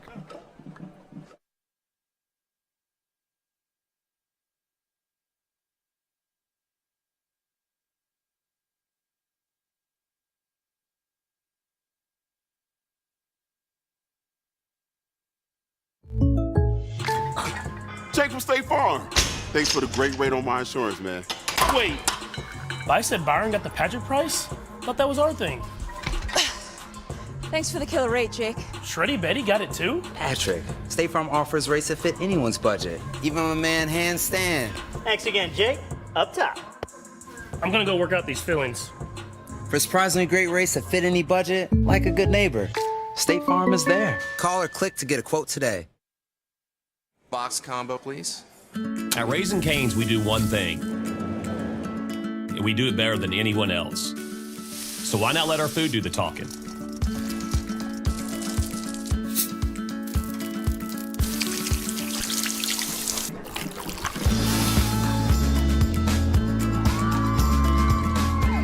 Love in the window.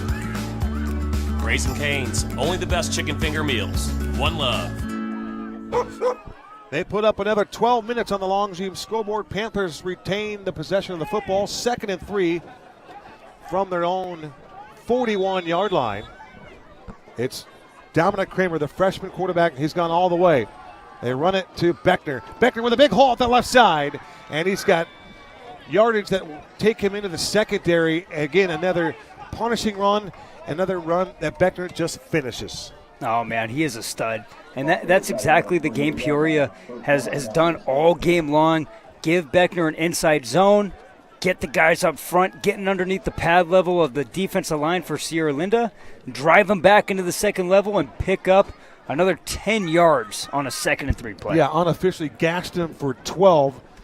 Another 12-yard run. 1st and 10 from the Bulldog 48-yard line, working left to right. It is Hassan in the slot. Now he's the action man moving towards the quarterback.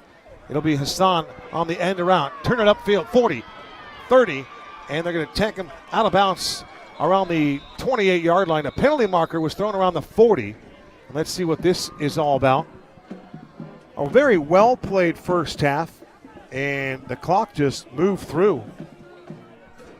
It was a disciplined football game for both teams. But now here, later stages of the second half, things starting to get a little bit sloppy here. Yeah, they called a holding on one of the stock blocks. Watching our replay, getting the tail end of that, he is completely not engaged with the defensive back. So kind of an interesting holding call late. But, hey, how about Carrillo and Hassan? They can do everything on this offense. They have moved them everywhere. We saw Carrillo getting those fly sweeps, especially in the first half. And now Hassan's getting in the action. That's why I said with the inside backers, now because they've set up the inside zone off of that fake so many times, they're sucked inside. They just went in the boundary there, and Hassan had 15 yards easy before he hit a guy. Kramer will operate from midfield. Back to the ground game. And this is going to be Carrillo this time. And Carrillo taken out. Great opportunity for Akir Harris to make the tackle, his 29th of the season.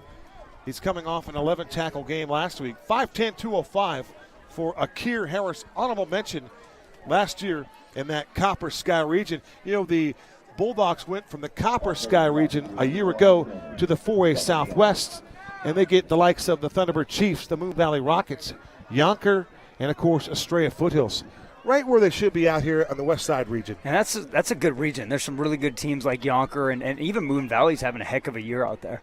2nd and 10 from the 48-yard line. There goes Hassan in motion. Snap back. They're going to give it to Hassan at the 50, trying to get to the edge. Puts on the brakes, spins back the other way. Now he's still on his feet. Finally, he's going to go down after a 2-yard gain. Nice tackle there. Great pursuit to stay home by Kaishan McClure. And for Hassan, he puts on an awful lot of moves. He's got a lot of wiggle, Cody. And for any defensive player to stay in your tracks and defend him and then take him to the turf, that's an accomplishment. That's a great job by McClure. Watching the replay right here. Shakes the first guy, spins, makes the second by miss, but you see number 14 right there, and that's Kaishan McClure sticking him and making the tackle. Great form tackle. Boy, you saw the little shake and bake in there for Hassan. He's got a touchdown tonight. Saeed Hassan. 16 tackles, 2 interceptions, 2 fumble recovers, has forced another fumble. This guy is a dude. And before the 3rd and 8 snap can be put in play, we're going to get a penalty marker thrown back by the field judge. I would anticipate, Cody, this is a delay of game. Now, the play clocks are visible, but they haven't been turned on. And we've got to get some sort of understanding there. Why are they not using the 40-second play clock? It's just necessary. And you know what's so brutal is usually that field judge way in the back will, and you guys can't see me, but he'll signal a 5-second call of putting his arm up 5 times, letting you know, hey, and they're pretty slow about it in some of those big games. I didn't see anything like that. So how is that quarterback supposed to know? He has no idea. That's tough. They keep the clock, and they keep that play clock on the field. This is Kramer. Pumps. It's Sullivan, and the ball is nearly picked off. Sullivan was the target, and it was a jump ball providing some coverage for the Bulldogs in that secondary. It looked like Jackson Baird was leaping for that tip drill, and unfortunately the Bulldogs couldn't come away with the tip.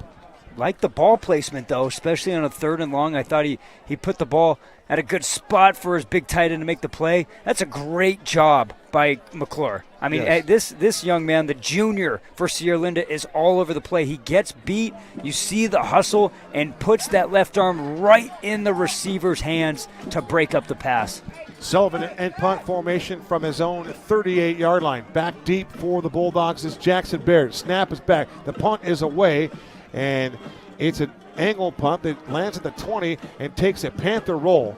And once again, the Bulldogs will be faced with horrible field position. They'll have to go some, we'll say, 90-plus yards. Looks like they're going to put the ball on the 6-yard line. They'll have to go 94 yards, down 21-0 with a freshman at quarterback. Is this the time you start to take some chances down the field with Stephon Daly? I'd still get the offense going. I know it's 8 minutes. Things are looking slim. You got to go fast. Okay, I'm not huddling anymore. I'm not taking 20, 30 seconds off the play clock between each play, but I'd still set it up. An inside zone, outside zone, running plays are still there. But like we said, we saw the quads where he slants underneath the natural rub route. Some more of those, because if they're going to go safety of the top, the 50-50 ball kind of turns into 80-20 at that point. Yes. But let's get him open. There's ways to get him open that don't have to be just 9 9 routes. The 6 foot, 230-pound Matthew Almaraz takes the field in one of those offensive line positions. 8:55 to go, 21-0.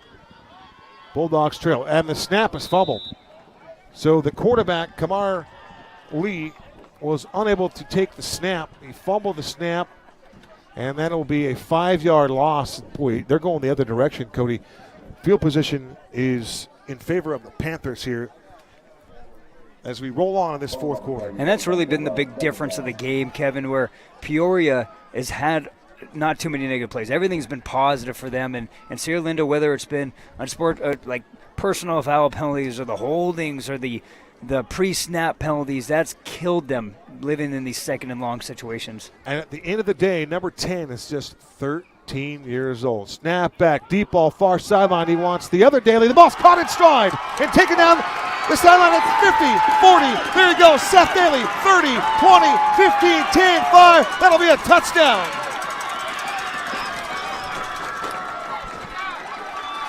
Let's see if this one holds up. Oh, they're saying he stepped out of bounds at the 35. That's brutal. Let's look at the screen here, Kevin. One-on-one situation, actually tremendous coverage by the defensive back. And they're saying he stepped out right there at the 35. We're on the opposite side with our field camera. Still a great shot. And you asked me if they're going to go deep. I said, let's get Stephon open. But that one-on-one situation with the younger Daly, the sophomore Seth Daly, has been there all game. And Lee and him finally connect. And that will negate a 96-yard touchdown pass and run from Kamar Lee to the very fleet of foot Seth Daly. It was the other Daly making the huge play, and it will still result in a 1st and 10. And now it'll be Lee operating from his own 35-yard line in an empty set. Quad to the near side. Deep ball again. They want Daly, and this time he's cut off. Good coverage. They swap out the defensive back for Peoria.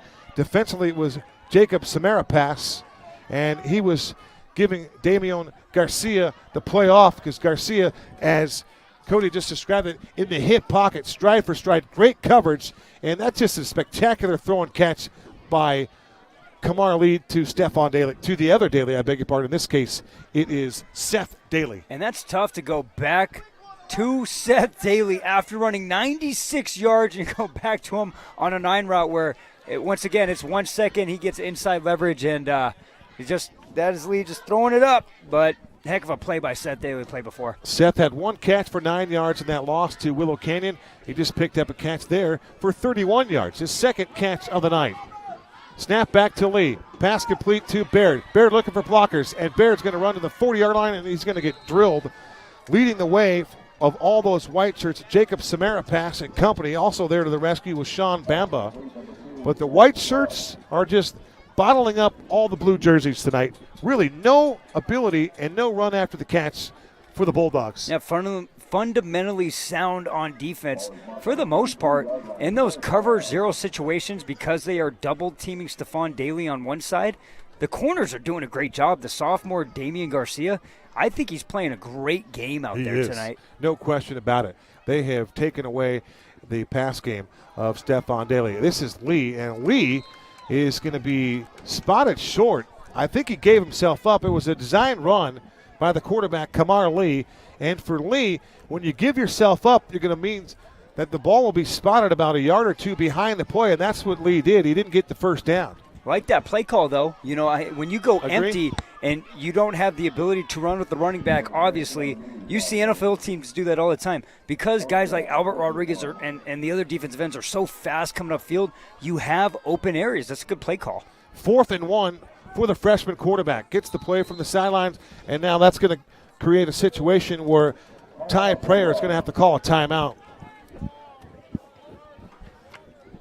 Before last week's 38-9 loss to the Bulldogs, they had won 9 straight games dating back to last year. This is a team that graduated all-region DB Traven Vigenzer. They graduated all-region defensive lineman Anthony Mendez.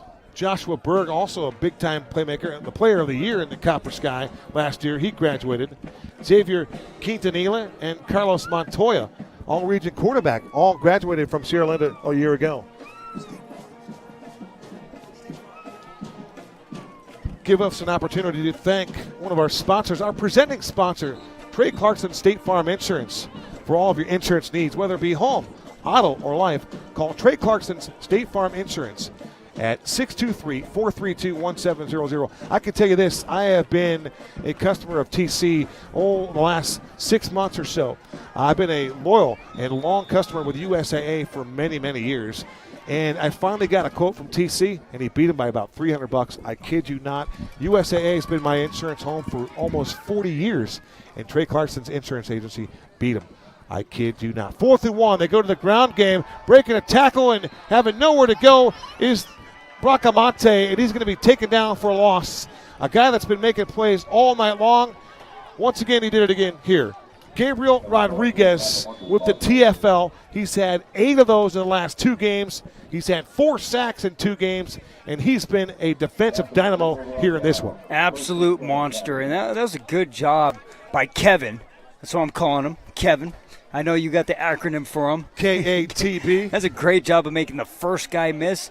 And then, unfortunately for him, he runs into the best player on the defensive side of the ball tonight, and that's Rodriguez, making the sure tackle, wrapping up, driving his feet for a loss of gain, and another 4th down stop from this Peoria Panthers defense. I'll give you my best CC on this one. I didn't like the play call. I think you could have used the up back. I would have done something with tempo and motion up front. The delay, it's just too much time for things to go south. A quick hit to the fullback. I would have even used the quarterback, the freshman Lee, to take a snap. But the inexperience for Lee to slide on that play, to give himself up, that cost him the first down, and that cost him possession of the football. It has never seemed like Sierra Linda's offense been in sync at all today. We're completely the flip side for Peoria. Kramer wants to run it. They run it to Carrillo, and Carrillo holds that ball and guards it with his life. A couple of blue jerseys there coming in to make the tackle. It looked like for the Bulldogs. Combining on the stop was Isaiah Martinez and Talon Viner, a couple of guys that have been making a lot of plays tonight. For Viner, 3 solo tackles and a pass defense last week. And for Martinez, he's coming off a 6-tackle game against Willow Canyon and a forced fumble. What a difference a week makes, Cody Cameron. Big time. And here we're going to see about 4 inside zones in a row. And like I said, the pre-snap shift here, they love to do that, and they just let them run right up the middle. 6 minutes into quarter number 3. Back to Carrillo as he pauses just a little bit and then just explodes right through that line of scrimmage. And he meets the secondary of Kaishan McClure, and you can hear the pop up here in the stands. That was a big-time high school collision here in the 4A conference. Yeah, they're getting some tremendous kick-out blocks by the tackles. And like I said, inside zone, the running back drop steps, carries the tote, and then just the vision of both backs for Peoria. And just one cut and go, man. They were getting 7 yards in a cloud of dust every single play. Carrillo of gain of 8, 1st and 10. They go back to the ground game again. This time it's Beckner. Beckner to the outside. Beckner with a stiff arm to the boundary. They finally shove him out of bounds. Again, it's Talon Viner to ride him out. But the authoritative running style of Isaiah Beckner, he has been a lot of fun. Not as big as Jerome Bettis, but the running style, again, you and I have seen these guys bust out the stiff arms in 2022. It was Adam Muhammad last week, and it was Terrence Hall. We've seen some dudes, but the stiff arm is back in high school football. We already have a whole top 10, Sports Center top 10, or I should say Zone 48 top 10 of stiff arms in back-to-back weeks here. We've seen some vicious stiff arms. From the 20, this is Carrillo up the middle, and good pursuit to the football, but Carrillo, he just wallops the defender. He's just absolutely popping guys, and you can see for the Bulldogs, the guy in the middle there, a little bit wobbly. And that dude, we've been calling his name a lot tonight, Akir Harris. I'm not sure if they know what area code he's in right now. He is in the 6-2-3. You're going to have to pull him off the field. If we were in the National Football League, they'd be buzzing down to get him off the field. But for the Bulldogs, checking in will be Isaiah Mejia. In fact, you're going to see Harris just he's just going to fall to the turf. He is a little bit dazed, as they say. Yeah, I mean, this is just Peoria putting their will on right here. This defense for Sierra Linda is gassed. I mean, they've just been pretty much they did a great job matching physicality in the first half, but they are tired out there, Kevin. We mentioned it. It's still hot in the valley. You know, cramping's naturally going to happen, but this is a team imposing their will, saying we are going to run right through you every single play. It helps when you have the talented backfield like Peoria has, but how about the offensive linemen? They're starting to really get after it right now. This is an offensive line treat, knowing you're going to get to double down and work your way to the second level, and we're putting people on their backs. Yeah, for the Bulldogs, fatigue is setting in. You know, the Navy and Cardinal have never made the playoffs in their 11-year history. Prior to the 2021 campaign, the Bulldogs lost 44 of 45 games played, and including 24 in a row. This is just incredible to see these guys compete at this level tonight. Here's Beckner again, working on the inside. Another inside zone zone run, I beg your pardon. And Beckner, again, just patience, running hard, and he usually finishes those runs going downhill and falling forward. Yeah, that's a huge trait, you know, especially the falling forward part. When you get to the college and NFL levels, that's what they look for. Heck, players get cut and they get taken off scholarship because they do not fall forward. You have to – everybody loves the dancing and going sideline to sideline and all that. You need physical football players, man, and that's what Beckner brings to the table. No question about it. Inside 4 to play. They go back to Beckner, start in. He wanted to bounce it out as he put his foot in the ground and try to cut it left, and there were 3 jerseys there for the Bulldogs. One of those guys there to lead the way was Albert Young. Burt with the tackle, 5'10", 225. Love that size from a linebacker. Yeah, 100%. Now there's another player having to come off, and that's big Lennox Hicks, the captain and the heart and soul of this Sierra Linda defense, and that's just, you could see this frustration, and once again, that is a defense that has been on the field for a very, very long time trying to stop 2 tremendous running backs. You know, you can't teach passion in any sport that you play. And in tackle football, you've got to bring it every night, whether it's going good or it's not going good. You've got to bring your A game and your mental A game as well. And things will go against you, but it's that intestinal fortitude that will separate you from the others. Penalty marker thrown from the back of the end zone. I believe this is going to be another delay of game. But if we had a play clock visible, everybody here in the stands could get a good feel for that, Cody. But and that's what Kramer's saying. Kramer's putting his hands up like, Coach, how am I supposed to know? I'm watching that ref back-to-back times. Yes, they are draining the play clock. I'm sure there's 40 seconds taken off. He has no idea because that ref is not giving the 5 seconds to go. I'm almost positive that's in the rule book. That judge has to give the 5-second signal, and there's been none of that tonight. But when you have a 40-second play clock here, we saw them lit up before the game kicked off. So it's either they don't have an operator to man that position here tonight, or they just said, hey, we're not using them, and I can't understand the logic for not using them. Kramer, the quarterback, back to throw, looks left, he fires, and the ball is caught by Beckner, and the ball is in dropped. So they're going to say incomplete pass. Great officiating here, Cody, but we go back to the first half. There was a play very similar in nature where it looked as though that the Bulldogs had caught a pass on a bang-bang, and the ball was put on the turf, recovered by Peoria, and the Panthers marched down, put up 6 on the board. But that was a pendulum swinging type play that could have gone the other way had it been officiated in another light. Yeah, this time they get it right. Unfortunately for Sierra Linda, both plays have benefited Peoria. You know, but that's a heck of a play there by Carr, the junior defensive back for Sierra Linda. He actually came off the post and hugged down to the wheel from the running back out of the backfield, put his helmet right on the football to dislodge that, and that was the right call. That is an incomplete pass. He did not make a football move or put 3 steps in. No doubt about it. Tremendous officiating on that sequence. 21-0 Panthers in the driver's seat. And for Sierra Linda out of the 4A conference, they're looking down the barrel of maybe their second loss of the year, and that ball is thrown over the middle and batted down. For Peoria, get the PBU to Luis Agamez. Agamez, 5'11", 160, gets the pass breakup. And that'll force a second and 10 for Kamar Lee. Slightly underthrown, but he had a receiver open. I'm actually going to give that pass breakup to the officiator, and I've never understood this as a free safety. The ref standing 9 yards right in front of you. The ref actually ducked but put his hand up. I cannot believe that, Kevin. Darts the ref right in the shoulder. Talk about the impeding that you don't need. That's what happened right there for Kamar Lee. He's like, what, I got another obstacle out there, including the official. Here comes the blitz. Pump fake it. Throw it down the field. The ball's incomplete. He wanted Stephon Daly, and Daly is extremely frustrated. I believe Stephon has been targeted once. He has one catch. And credit Coach Golden and the Panthers' game plan to take out Stephon Daly. They told us they were going to do that, and they're executing that here through 4 quarters.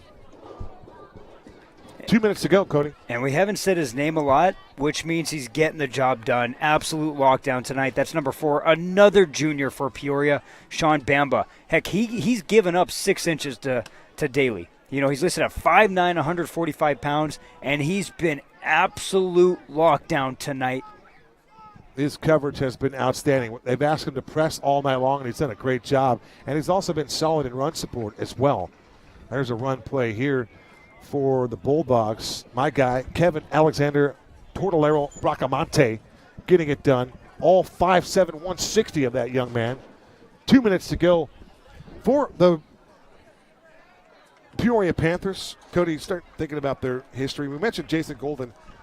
In his first year, he's the 17th head coach in the program's history.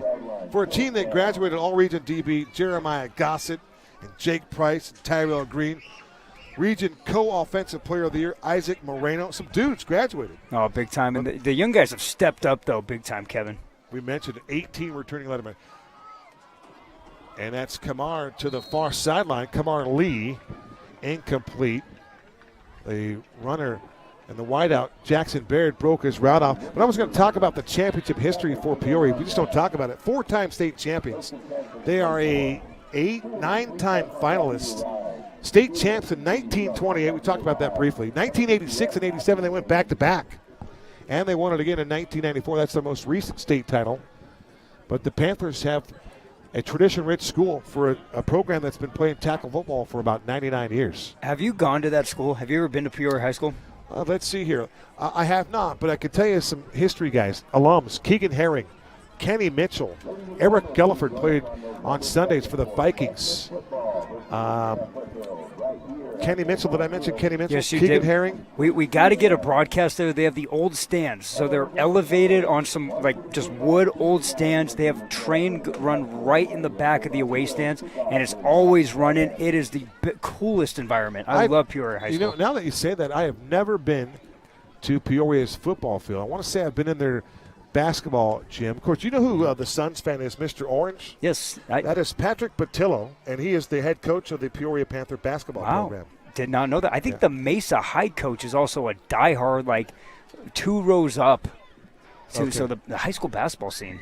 By the way, translates to shout out to Patrick Patillo. I know his dad has been banged up for a bit. Hopefully Pops is doing well, and haven't got an update on that. But Patrick Patillo, big fan of Mr. Orange, and love what you do in the gym with that young man. Mr. Camacho, Andrew Camacho, one of the fine players, plays the round ball for the Peoria Panthers. It's 21-0 here, final 48 seconds to go, and it'll be a victory formation for Dominic Kramer. And how about Dominic Kramer, the freshman, the other freshman getting the start tonight?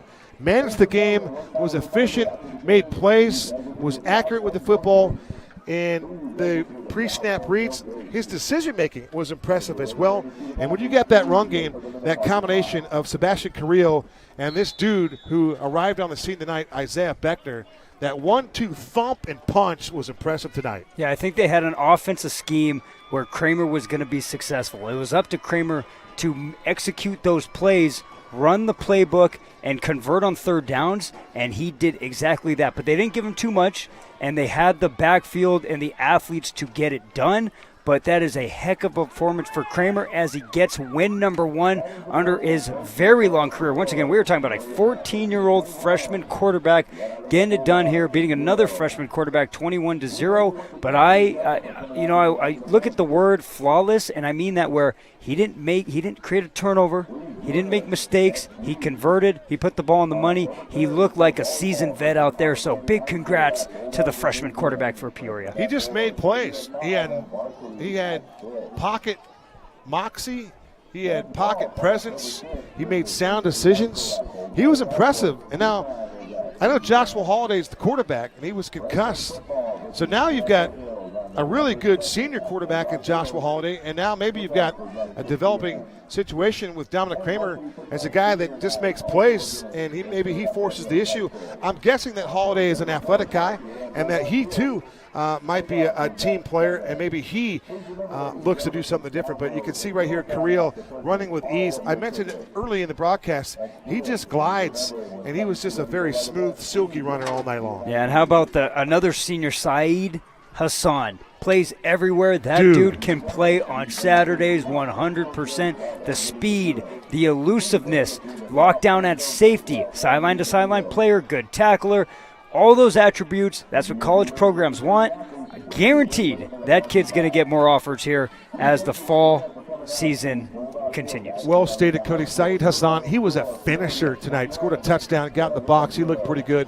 And we mentioned the ground game. One note defensively for Peoria, there's a lot of guys that played well tonight. We mentioned the lockdown performance of Sean Bamba as he shut down Stephon Daly tonight, a 1,000-yard receiver. He got in his hip pocket and slowed him down. Nothing to do. Just one catch for 10 yards for Stephon Daly tonight. But it was Gabriel Rodriguez, might have been the best player on the field defensively tonight for the Peoria Panthers. I think we've said it. I mean, he won 80% of his one-on-one matchups. And when you saw Sierra Linda kind of go in a hurry mode and go in empty and either trips or quads and have a solo receiver, it was the Gabriel Rodriguez show, and he was phenomenal tonight. The Zone 48 Broadcast Network has been brought to you by Trey Clarkson, State Farm Insurance. For all of your insurance needs, contact TC, my guy, Trey Clarkson, at 623-432-1700, and tell him that the guys from Zone 48 sent you.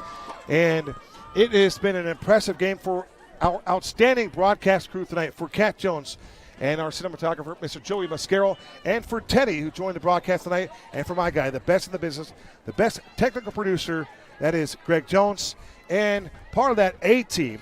This is the Tony Romo of the Jim Nance Tony Romo broadcast crew. For myself, Kevin Derryberry, I got the best in the business doing color for me, and that's Cody Cameron. For all of us here from Sierra Linda High School, where the Panthers win it 21-0. Great physical health, accompanied by lifelong mental health, is what we all strive for. Remember, it takes one conversation to make a difference in someone's life. Good night from Sierra Linda High School. Until next time, so long for now.